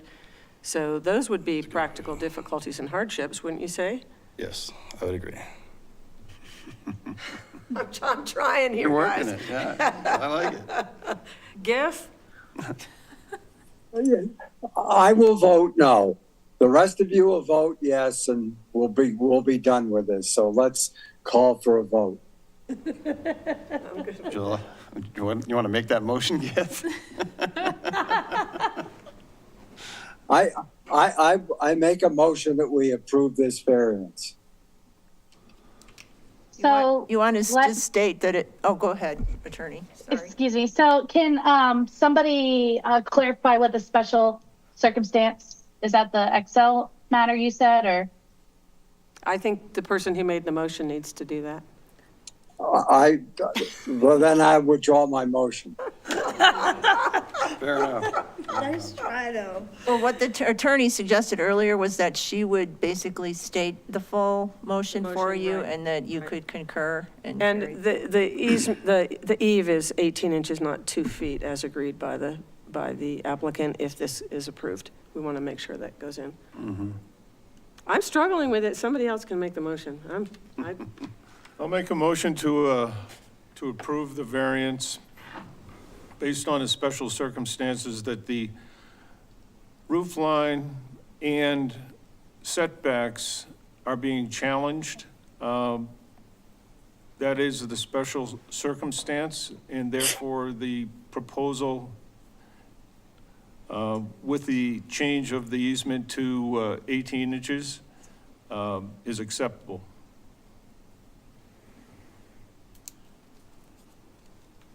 And does that match what you all, the special circumstances based on your discussion?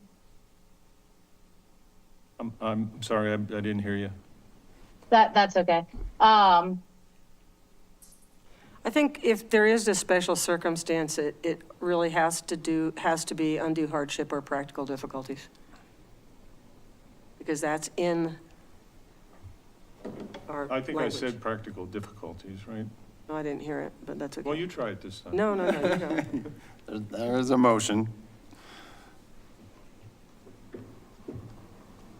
Anybody? So if we take that motion and I can revise it, tell me if this reflects what you all are saying. I'm not recommending either way here, but the motion would be, I make a motion to approve the 340 Blake Street variance request to permit a side yard setback variance of 5 feet where 10 feet is required pursuant to Salida Municipal Code 164190C5. Based on, and then what was based on Undue hardship. Practical Undue. difficulty. Practical hardship. difficulties. Practical difficulties in meeting the dimensional requirements. Okay. And due to the meeting all review criteria for zoning variances, so that would be the motion. And I'm assuming we all have looked at the other number 2, 3, and 4, and everybody is agreeing that those 2, 3, and 4 are met, that it is the minimum. Yes. Yeah, adverse impacts, substantial detriment. I think those are. And definitely clear. and we need to make sure that the 18-inch overhang is in there if it's going to be approved, not that it's adjusted from 2 feet. You want to add that to your motion? Okay, so we all To agree the on requirements. what the special circumstance is now, correct? This doesn't have to be within the motion, but for the record, if you want to clarify one last time, what is the special circumstance that you all agree on, or that whoever's making the Or motion that we're wants to say voting it on, is? we don't necessarily all agree on. Okay. Correct. Here, let me try this. There is a- Recommended motion, there's a there- recommended motion. But there is a here. motion on the table without a second right now. I'll second. All right. We have a motion and a second to approve the variance on the table before us this evening. I'm going to check in with Betsy real quick, make sure that she's got the language necessary for this motion. Yeah, so it sounds like what you all are thinking now is that you make a motion to approve the 340 Blake Street variance request to permit a side yard setback variance of 5 feet where 10 feet is required pursuant to Salida Municipal Code 164190C5, as it meets all review criteria for zoning variances, and subject to if somebody wants to insert the 18-inch. A maximum of 18 inches of overhang for eaves beyond that 5-foot setback. That's it. I apologize, not to drag this on, but you said we're approving 5 feet where 10 feet is the code. Where is that? Right. Could you go back to his presentation and Oh, at the top. Okay, there, all right, yeah. all right. Yeah, yeah. So Thank you. actually a combination of things, but Yeah, we're talking about above the plane, okay. Above the red line. above the red line. yeah, maybe we should stipulate above the 5-foot setback requirement above 20 feet. Up 20 feet, that would be right.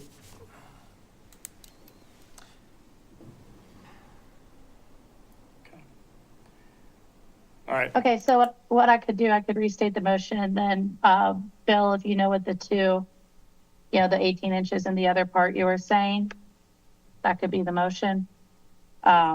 So, like, again, I guess this is, if somebody has to accept mine and Bill's motion as the motion, then somebody seconds and you can vote. So, make a motion to approve the 340 Blake Street variance request to permit a side yard setback variance of 5 feet where 10 feet is required pursuant to Salida Municipal Code 164190C5 due to the, as it meets all review criteria for zoning variances and The only thing, I'll make one amendment to that, where you say where 10 feet is required above 20 feet of height. okay. And that just ensures that they keep the line of the proposed ADU where it is, with the exception of the area above that red line there, so. In other words, it's not 5 feet for the entire building. Right. Understood. And then I would add on to that, accepting, I forget how I said it last time with the eaves now. 18 inch. 18 inch eaves. Comply with the 18 Maximum inches. 18 inch overhang. Maximum of 18 inches of overhang into the setback. Right. I think we got it. Okay. I think we got it. Put Okay. it together. Ready for a vote? Any further discussion? No. Okay. All right. Foley, Yes. Bomer, No. Kriebel, No, Colby, Yes. Dorrington, No. Bush, Yes. Layton. Yes. Didn't mean that. Yes. Was that Katie? Yeah, exactly. Motion passes. 4-3. Okay, Thanks. off we go. Thanks for being here. Thanks, guys. Yeah. You might remember all this discussion the next time you bring something before us. He's like, I'm never doing this. Never coming before us again, right? That's it, I give, right? Okay. All we'll right, do we need need to clean house and a motion to adjourn the Board of Adjustments? All I so move. right, We take a brief motion and a break. second. All those in favor? Second, yes. aye. Aye. All right, we'll Brief break take, before we go. take a minute and we'll open up Public Planning Commission again. Okay. That was messy. The new code cleans that up, like, is that No. more permissive of ADUs? No, No, but we could adopt it for the state grant program. We should be. we would have to get making the it state more grant program, permissive. yeah. We Where would have did we to, end up on we'd that? have to eliminate that height restriction on the setback, yeah. Did we just table that ADU discussion? Like, The Can we grant, fix that? Because I feel like that's It's silly, yeah. silly. The ADU discuss, Yeah. I mean, actually like what the new state Sure, code because they thinks. have nothing. I think actually. It's actually really valid. I think it's probably worth a shot fixing it, It's yeah. going to be 18. Like, Fixing the variance or fixing the ADU? fixing the ADU Yeah. to, Log plane spacing isn't really important, but there's also instances where it's, I mean, this was a perfect example. yeah, this is a good example of like where it's not a detriment. Plenty of times when it is. I think that's what you're. Yeah, particularly when you look at it aesthetically and you have maintenance access, that area above the 20 feet doesn't matter. Yeah, I mean, and well, it was created to, yeah, eliminate that mass wall, you know, like in backyards, people were like, yeah, especially with a 3-foot setback. Right. This is a 5-foot setback, and then, and that's the wall with a parapet that everybody was building for, and still are, but instead of a gabled roof with like corners and different roof lines, I don't know, Slippery slope. not really, not for me, it isn't, like, it's an architectural, like, answer to it. Yeah. Yeah, you have to be careful when you're wording. Well, to, Nina would you be know, proud maybe of the that's three of part us. of it. Well, then on the repeat side, too many times. Yeah, I because know. don't see Yeah, it. that's Don't that's the see it. slippery Like, slope. this is not good. Like, or, you know, It's hard to put it into You words. come in, you get your variance denied. And you don't want to. I mean, you'd have to quantitate it. You'd have, like, if there was a way to, you know, like, you could mask that, you could say there's a certain volume Well, of right, gas and or when we did something that, above. we made it, we tried to do it so it wouldn't So be so maybe, yeah, you subjective. could, And that we You mean did, now instead we've of an tied our actual setback hands legally. definition, It's We need too to- restricted. We need It's to too go restricted. back and percentage of your- revisit like a it certain and make percentage it of it, so or that we certain can mass of include your those things. I mean, structure could I be felt above that plane. but I felt like I had to. Not to accept a Yeah. variance, like So- from the code. Put it in the code that. Anyhow, all right. Gable roof, a certain percentage of that can be over a certain, you know, versus a big flat box. Yeah. It's kind of like the eve. Yeah, I think we're doing no, we're doing projection. hers first. We're doing hers first. Famous last words. I know. I know. Why would you You say that about like say 90%. That's right. It's Yep. Yeah. 2 hours Yeah, later. No, I need that other one too. Least amount of roof with the most amount of buildings. Yeah, they could, yeah, exactly. You could have a As shed. It wasn't in the last And then the agenda, other which I thing did that fix bugged me on mine, but is he had the old When I look agenda. back at Trying to Rocco's, expand they're their neighbors, within a foot- their special circumstances, would they you wanted to utilize the garage because it would have been too costly to tear down and move it 2 feet Right. and build again. Heating Right. space in your ADU. I don't know why. Yeah, You could let people build 1,000 or yeah, we gotta, 1,200. we've They gotta might have a revisit that. We gotta three-bedroom figure out a ADU. You way can if it's one to make story. it. Do we have to open the meeting? Why are we? Because it's the math. We don't, well, we don't, well, see, that's the problem. It used to be very subjective. It's like, oh, I like this, You or know, no, citizens but that's saying, not good. you know, So we like, did those because you wouldn't, you'd end things. up with the Now it's like, ADU you that's gotta that have much this because legally. Really never gonna house do itself. that. So it's like a Alright, so massive. you're really never gonna do it unless you're like, I have such a jacked up property. Are we all back? Yeah, can we, The floodplain. can we or get half of IT it sticks out to of the have cliff. some clean that up have my been, like, voice on my boat? Get some AI on that. I don't know. I think I hadn't been talking and my voice gets dry, you know, sitting here and gets dry and then all of a sudden. Are you ready, say Kristen? something. Yes. All right, you guys, let's get going. Let's get We need rolling. Let's get going here. to officially open the meeting. Yeah. Oh, is it? We're ready to It's a new continue. meeting. We got A new meeting, let's open this Planning meeting. Commission. Roll call. Hat trick. Hold on 1 second. Meeting hat trick. Belay, Here. Bomer, Still here. Grable, Here. Colby, Here. Irvingson, Here. Bush, Here. Layton, Here. Walsh not here, Riggs, Here. Almquist here, Poissant, Here. Hodges. Here. Sherwood, are you still on? Yeah, I am. Oh, All he's right. still here. Okay. All right, do you want to amend the agenda to put the public hearing before the planning Yes, please. commission appointments? Yes, please. We're going to switch number 3 and number 4 if we could.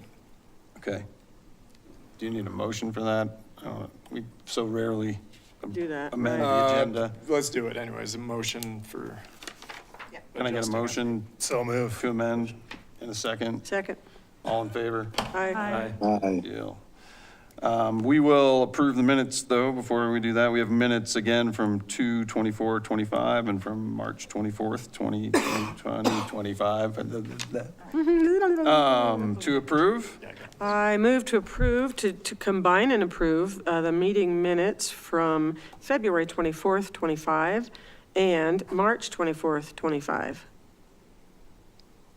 Second. Okay. We have a motion and a second to approve the minutes. All those in favor? Aye. Aye. Any opposed? Okay.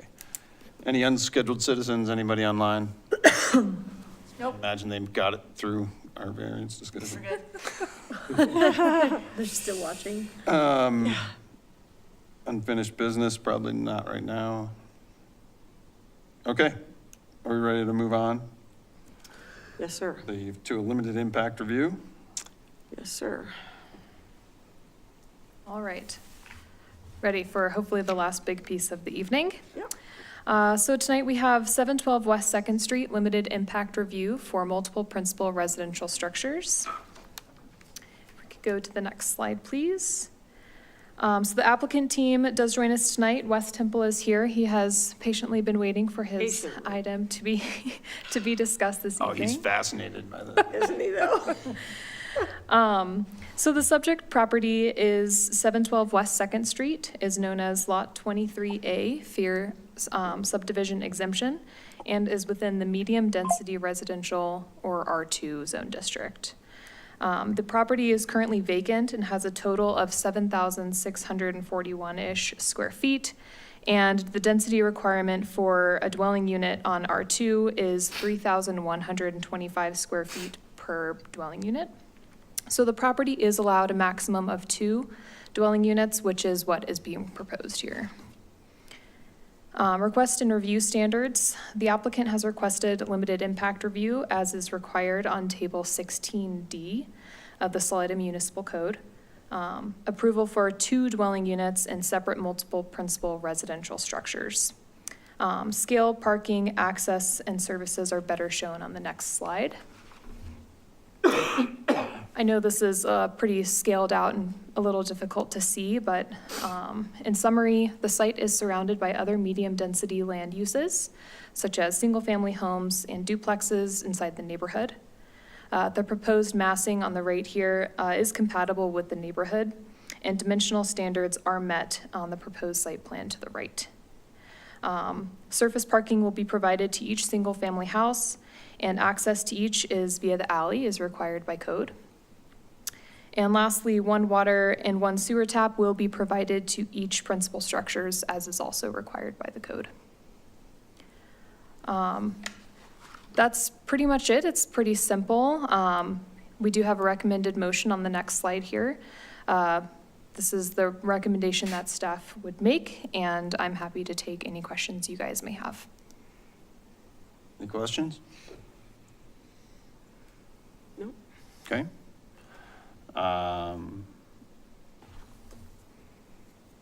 Applicant, would you like to come up and, come on up? You've been Stretch your legs. and get to talk. Speak. Yeah, I'm Wes Temple, the owner of 712 West 2nd Street.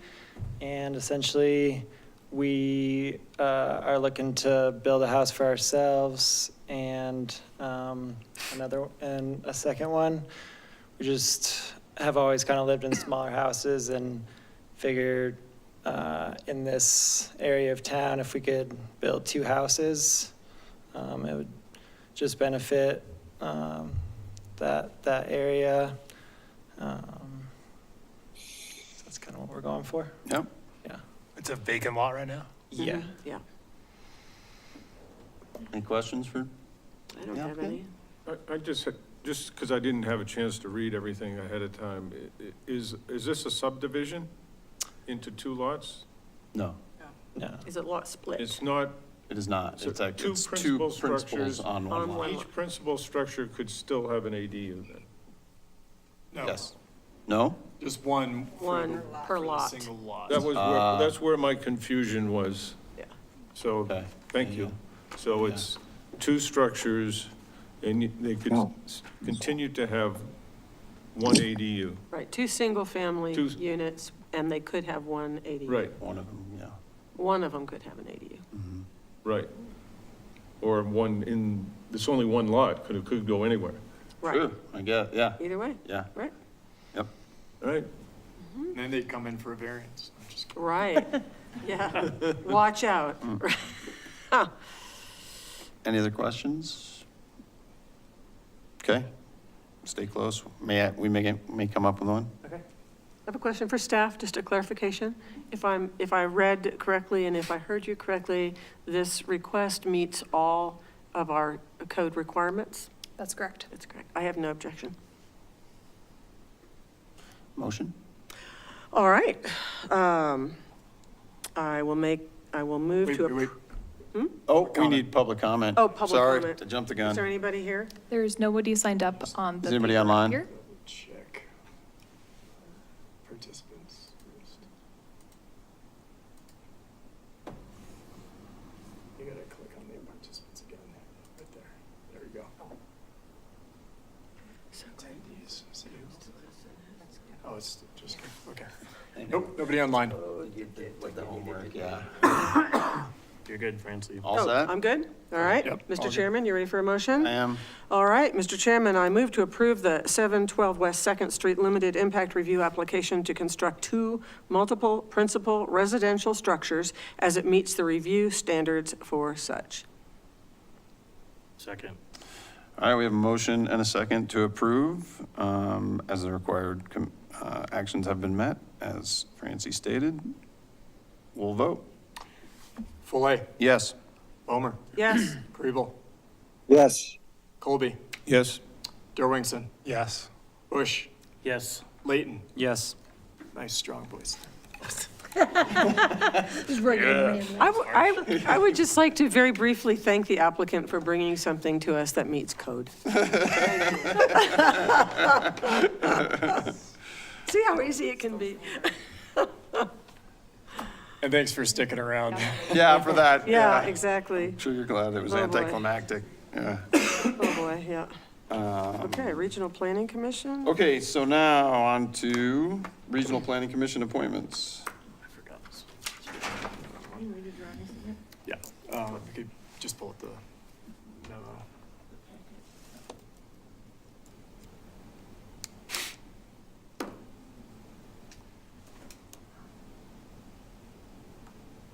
Okay.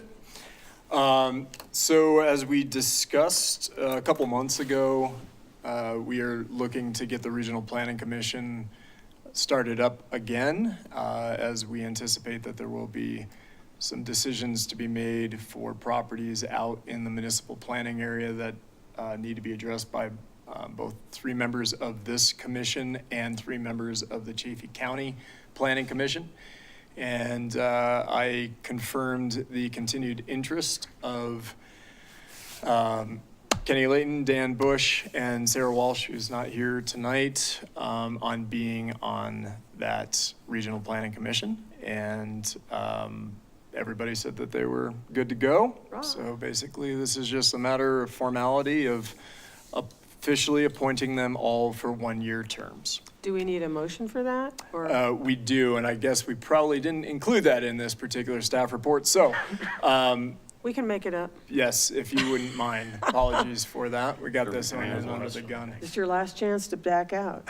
Yeah. Hey, Bill. Yeah. Sarah's, though, even though Sarah's- she's an alternate on this Yeah. commission, Yes. she's She's a a full on that. full-blown Yes, voting. yes. Correct. Authority member. I did confirm that with Nina. In regards to the IGA, it doesn't specify whether it needs to be a full commission member or an alternate. And in this case, given that we had, at that last meeting, 3 Yeah. interested members, Yeah, she said, go that's ahead. great. So, All right then, Mr. Chairman, I move to recommend that the Planning Commission appoint Kenny Layton, Dan Bush, and Sarah Walsh to the Regional Planning Commission with terms ending on May 13th, 2026. Definitely second that. Yeah. All right. We have a motion and a definite second. could we have a second from somebody who is not? That's probably, being Second. appointed? Brian. Put Brian on there for, Let me slide that right. Let's try. any further discussion? Yeah, am I allowed to vote for myself? That's a good question, That's a good actually. question. I don't know. That is a good Sorry to question. make We- things Well, we have complicated. enough to vote if they don't. We have 4. What? We have Brian Giff, or 5, Brian Giff, Greg, me, and Aaron. Correct. So we can Yeah, just, let's go ahead with those not being appointed voting. my In this case, we have a, If Donald Trump can vote for himself, why can't Kenny vote? Now. I don't know the rules specifically on this one, But but let's err on I'd the like side to of err on the caution. side of caution. Right. Let's do that, yeah, yeah. yeah. All right. Sorry. Right, gotta go back to my list. Foley, Yes. Bomer, Yes. Kribel, Yes. Derwingson. Yes. All right, motion Brian, passes. is Brian voting? Yes. Colby? Oh, I'm sorry. Colby? Did we have 5? We had Yeah, 5. we had 5. Okay, right. Colby. One, He said yes. Oh, because, Four. yeah, because Sarah's an alternate. Okay, Right. I'm sorry, Brian. There we go. All right, motion passes. All right. Yay. And I just want to say thank you guys for stepping up. That's awesome. Should be fun. It'll be fun. You guys are awesome. I gotta revisit this variance conversation. Well, yeah. Don't do it. Yeah. Oh, sorry. Yeah. Can I, Bill? Wait, but going back Do to we have any ADUs. updates or any other business? Just a couple updates, but sorry, were there questions? I think- just had a comment that Aaron and I were talking, can we put on the work session sometime revisiting the variance? Because if what we did is obviously not working well as we had designed it, and we might need to revisit the special conditions section to make it a little bit more clear as to what we can do. Well, is it the variance or is it Or is it the the ADU? ordinances, the ADU requirements? Well, it's it's both, but I think the variance, we need to, what Darren and I were talking about is we need to allow ourselves, without making it subjective, which is what we tried to get away from, we need to allow ourselves a little bit more leeway in making decisions that make sense. So that we're not, Minimal, yeah, smaller things. exactly. So that, I would just like to see that on our agenda at some point. Okay, I'm done. Sort of. Maybe. For now. For now. Sounds It's punchy good. after 7:30, you know? It's fit. Any other questions? Disappointed Or? for me. Oh, I think we're good for, I oh. had go a ahead. question for Kristen. Where did we leave that ADU conversation Yeah. about potential? Yeah. Like, are we coming back to that at some point? Yeah, last time we spoke, I had told you that we would let you know when more guidance was released by DOLA, Department of Local Affairs. And they have pushed off the guidance and pushed off the guidance, and so we kind of were in a holding pattern for a while.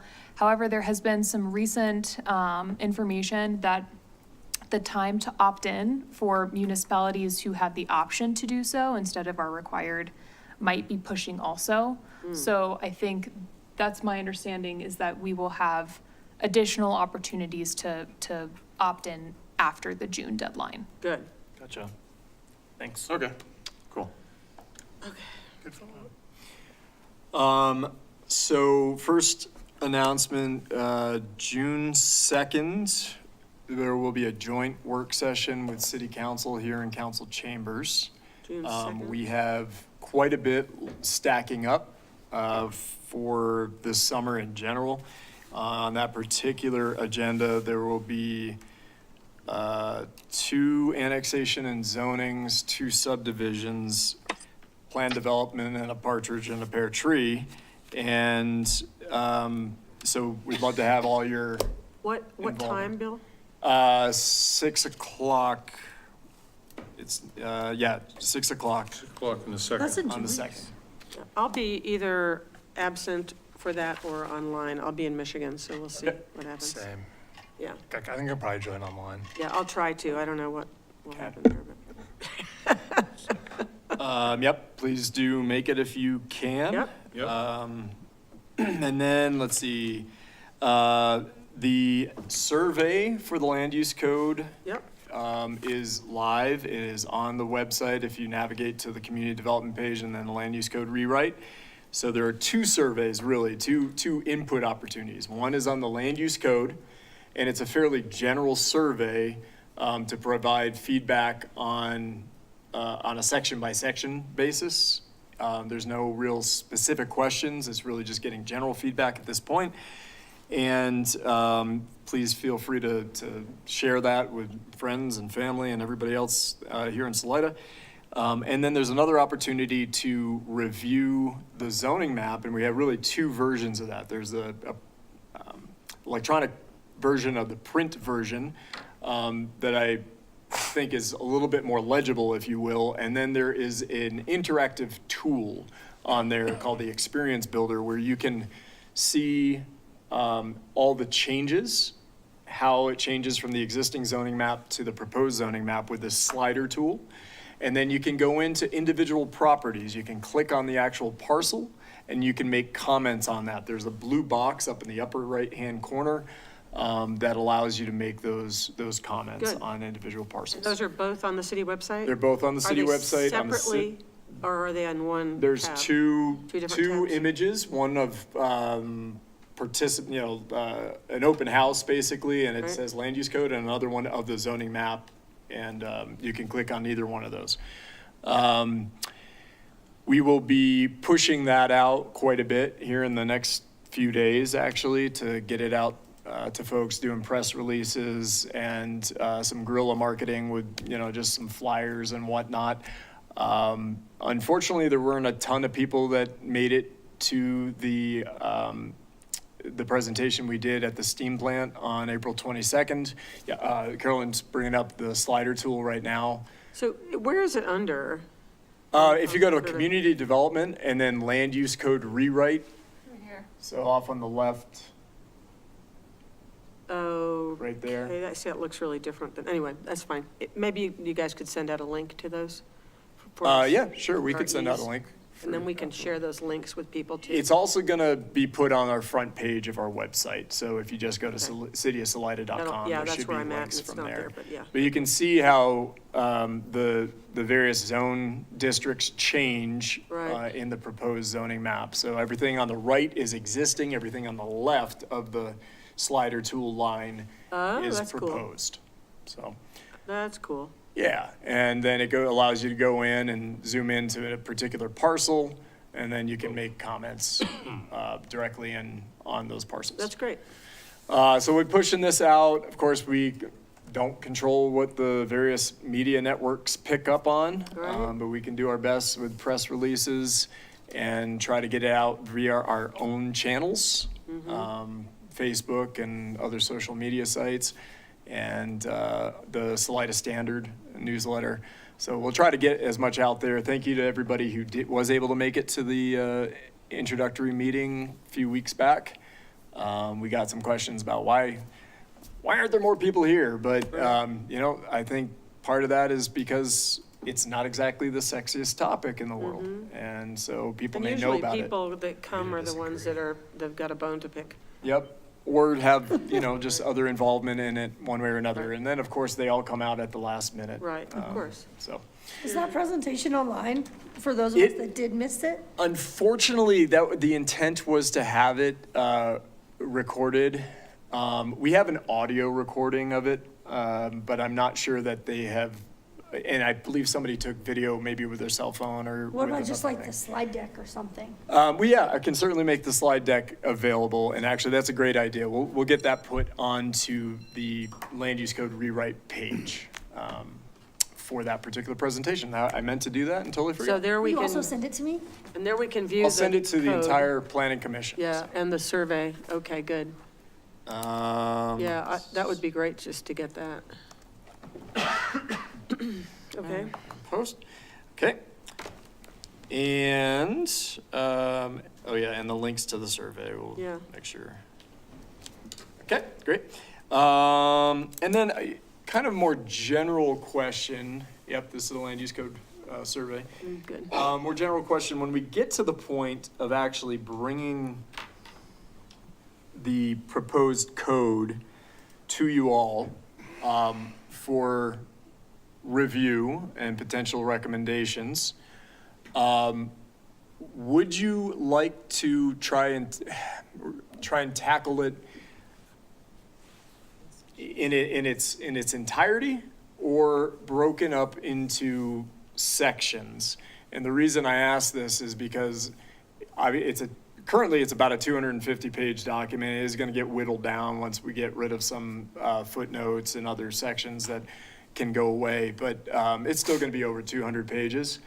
And we have a number of land use applications that are lining up that we're going to still end up having to review. And, to that effect, we'll probably end up having to have 2 meetings a month for much of this summer. But would you all rather try to tackle it section by section, look at the entire code, as one? How do you all sort of envision looking at that?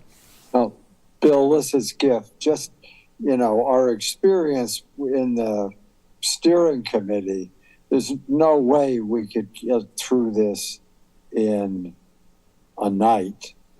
Correct. Unless you provided sleeping bags and a lot of coffee. And some drugs. I mean, if you ask. Coffee, right. That's right, maybe we can I think there's an advantage to doing it all at once, but I also think that people who have comments need to go through and redline their comments and have them formally documented as comments. It's almost like a formal review and comment of the entire document.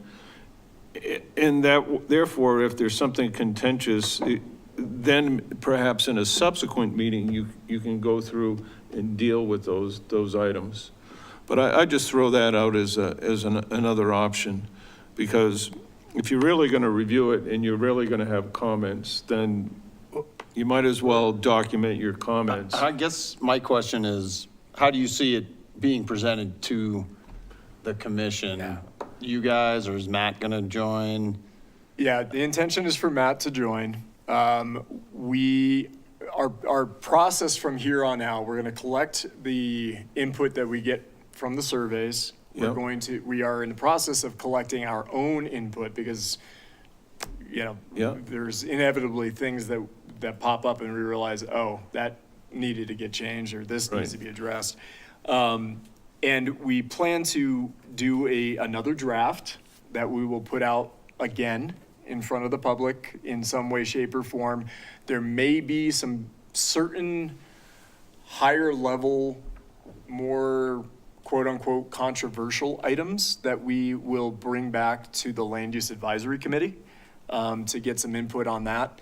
And from that second round, if you will, of input and discussions with the code committee, we'll create what we hope to be a final draft.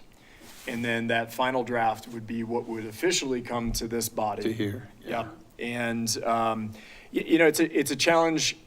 We purposely keep the survey fairly general because if we were to open it up to everybody's redlining, if you will, and, tiny. Never get through it. Take forever to do.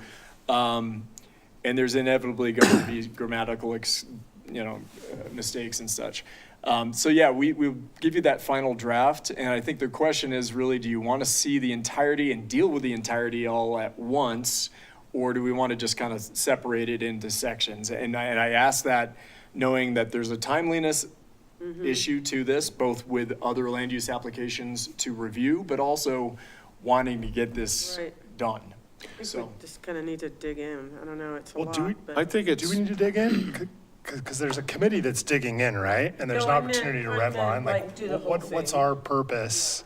What do you really need out of the planning commission in that final review? And do you want to go through section by section, or would it be helpful to take a couple generic applications and work them through the new code and be like, oh, I didn't think about that. Instead of going, it seems like there's an opportunity to kind of go line by line, section by section for that committee.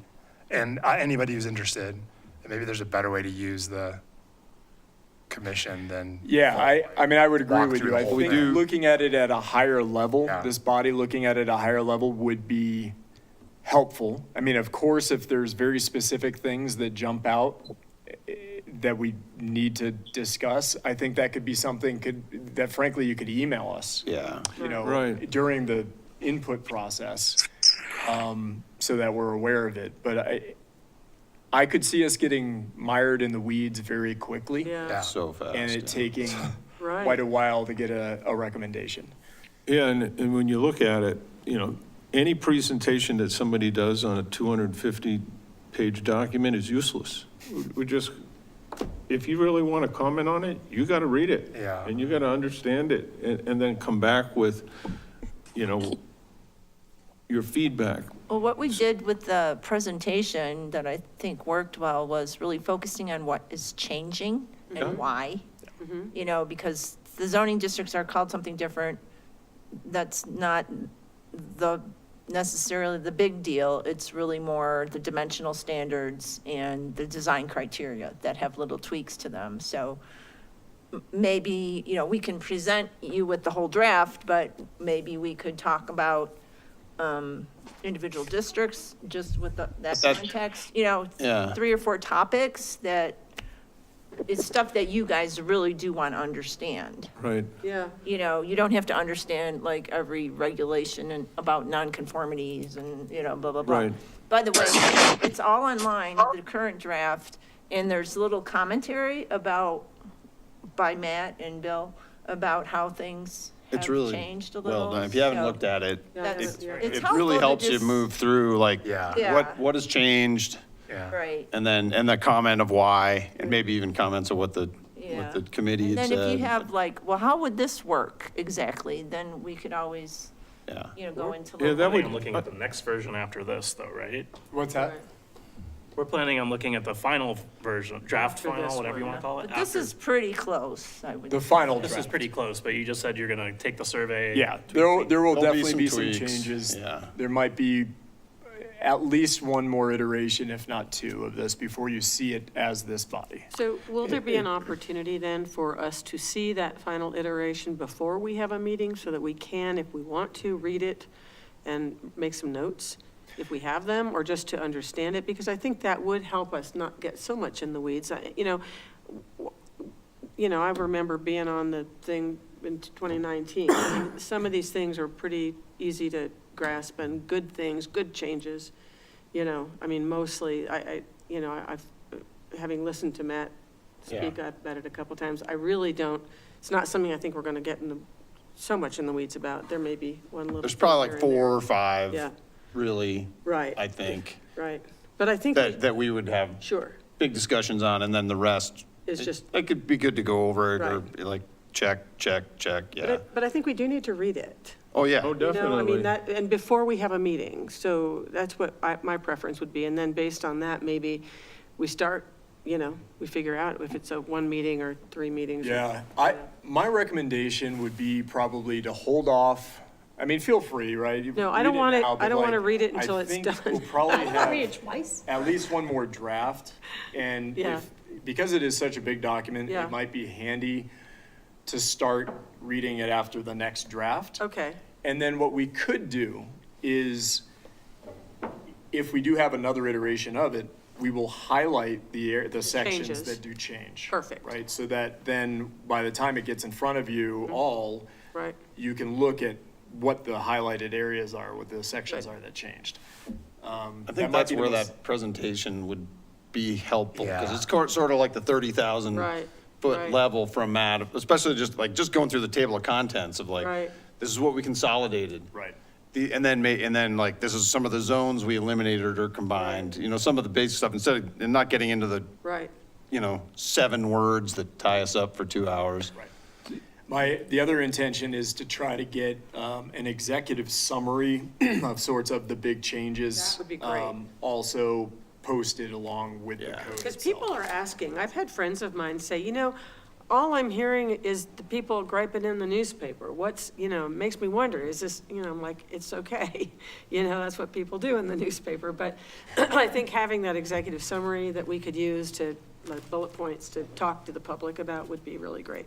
Yeah, and I'll just add to that and say, there was a reason why we did this. There were certain objectives. Right. Those objectives should be made clear, and that this revision is how we address those issues. Right. And then, and it needs to show that link that goal was accomplished through this means. And I think that's the presentation that, You're talking just kind of as a communication Right. to yeah, public. communication tool to the public. Yeah. These were the this is why we did this. It had all these issues, blah, blah, blah. And I think that's largely what we did at the presentation. Is in it, April. well, then you would know if that, if you got feedback from that was spot on, or it needed to be embellished in other ways. I think there wasn't enough sample size, really.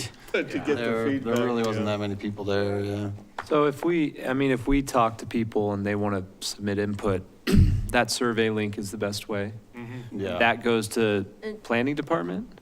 Yes, yep. Does that also go to the land use advisory committee or whatever? We'll Whatever the committee is that is, you know what I mean? We'll summarize, the plan was to summarize the Yeah. comments that we get, and if folks want to see the actual surveys, we can certainly provide the committee Yeah, with yeah, that. okay. Just the logistical thing, so the survey is one link on the page, and then you can also open up the actual draft. If you want to switch between headings, you can click right on it and then go back to the table of contents and, you know. And you'll email that link to us, what you just showed? Yeah, Yeah, that'd be great. so there is kind of a quick link thing. Oh, that's cool. To it, you know, so you don't have to scroll, Yeah. keep scrolling. You have to scroll back, I guess, Right. technically, but you don't have to scroll through it all to get to. And when Matt gives his presentation, my experience has been, it's been really clear, and he's a really good presenter, he's not a yawner. He'll really go over the things and make it interesting, Yes. so, I mean, it's been a long time. I think you guys will like it. Like it, right. You know, Yeah. Yeah, the whole organization of it. Right. The Much content, better. where the content aside, just the Right. organization of it is a Right. huge, Putting huge everything in, improvement. yeah, It's just putting gonna make everything things, it's gonna make together. your life easier Yeah, when, you know, it's all said That's and the done. hope. right. Yeah. Yeah, I mean, I guess we can't guarantee because so much is really dependent on Matt being able to make the changes, right? We want to make sure that you all have ample time to look at it. And I just can't guarantee that we're going to be able to have a final draft available, you know, much more than a week ahead of the planning commission meeting that you That's actually okay. have. So I think it'd be helpful to be reading a bit along the line, you know, along the way, at least after the second After draft this comes draft, out. right. And that will just help you get that much further ahead instead of having to dive into 200+ pages Cold. a week right. before. Yeah, Yeah, at least get familiar with yeah. the zoning districts as they're described and what the characterizations are in some of the design standards. If there's something that really jumps out at you, that's where you're probably going to see it, you know?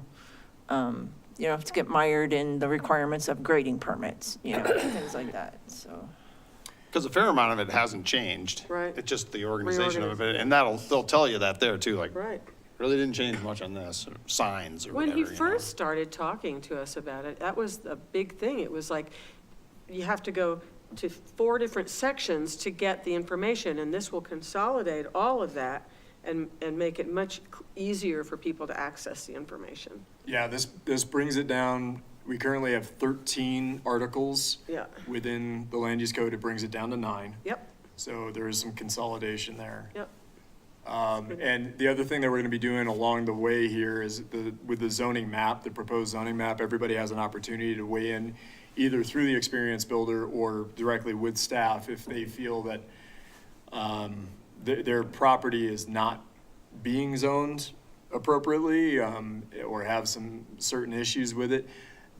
They have the ability to share that with us. Staff then can, discuss it with them, have our own comments on it, and then we'll make it available for everybody to say, hey, these particular properties feel like they should be zoned X or Y. Right.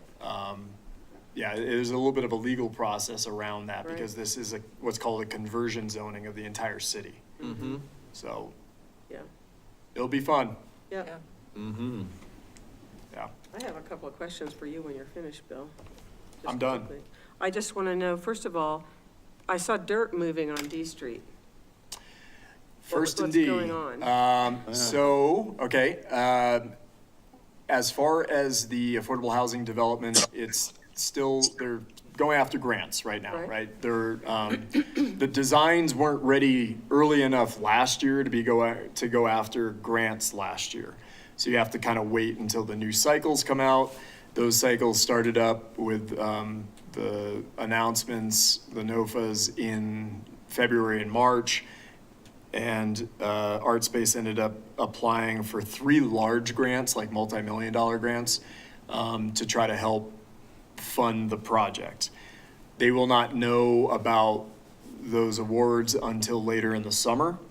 And they still would need to put together various financing, certain, like, final designs need to still be put together. So there's no way that any real site work is going to be done this summer. And so the decision was made recently that given the rest of the construction that we have going on downtown, plus the F Street Plaza closure, that we will make that available for parking this summer. Great. That is brand new news. Good. We are going to be laying asphalt onto the First MD Whoa. site Really? I forget, it's a specific. Recycled asphalt? Yeah, it's something kind of quick and easy, crushed asphalt product. Press refined or something. Yeah, basically probably chip seal, yeah. So they'll be striping that and, or putting down curb stops, I can't recall which. We'll get about 60 spots over there. That's great. That should only be available for this summer. And the hope is to put ample signage to say this is the formal. Temporary parking. Yeah, temporary parking and the Using what we future have. site of the art space project. And Art Space has the lease on it, so they've agreed to this, obviously.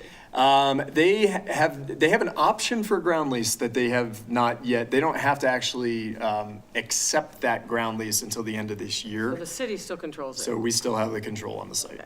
Yeah, and they are aware though that we were going to do this. And my other question is just an odd thing. Do food trucks and things need permits? Yes, they do. There's different process, whether it's on private property versus public property. If it's on private property, maximum of 2, they come through us for a temporary outdoor vendor license. Okay, On public property, they go through the clerk's office. okay. Just curious. I maybe you know, the I don't even remember what it's called now, out on the highway. The stick, the framing, like Oh, Salida display. Crossings, okay, What- yeah. Maybe what the over-under on those toppling down. Good question. We're getting down the line with that one. Yeah, we are. The issue there is still CDOT access permit. Oh, God. They need an access permit both to put in utilities, which would run from Milford Street out in front of the hotel over to the Salida Crossings via the sidewalk to bring in water, as well as to have the access off of the highway into the project itself. With, there's probably other things at play, but one of the big ones is the future roundabout. And the fact that they do not want to have anybody coming off of that roundabout and then making an immediate turn into their property. And so the old 7-Eleven property, Yeah. that's immediately east of Salida Crossings, is in the zone of potential conflict with the roundabout. And so they're not going to allow that property owner to take direct access off of the highway. They're requiring that access come in via Salida Crossings. And so Salida Crossings needs to do a redesign to allow for traffic to at least go into the 7-Eleven property, the old 7-Eleven property, if not also in and out. Would it be like an easement then? A use Yeah, easement? yeah, there'd be an access easement through there. And this is pretty common. You see it in a lot of cities, frankly, right off of highways where you can't just, you Right. don't have a million different ingress points. You have Right. one consolidated that serves an entire commercial block, for instance. Right. And CDOT has all the control when it comes to these things.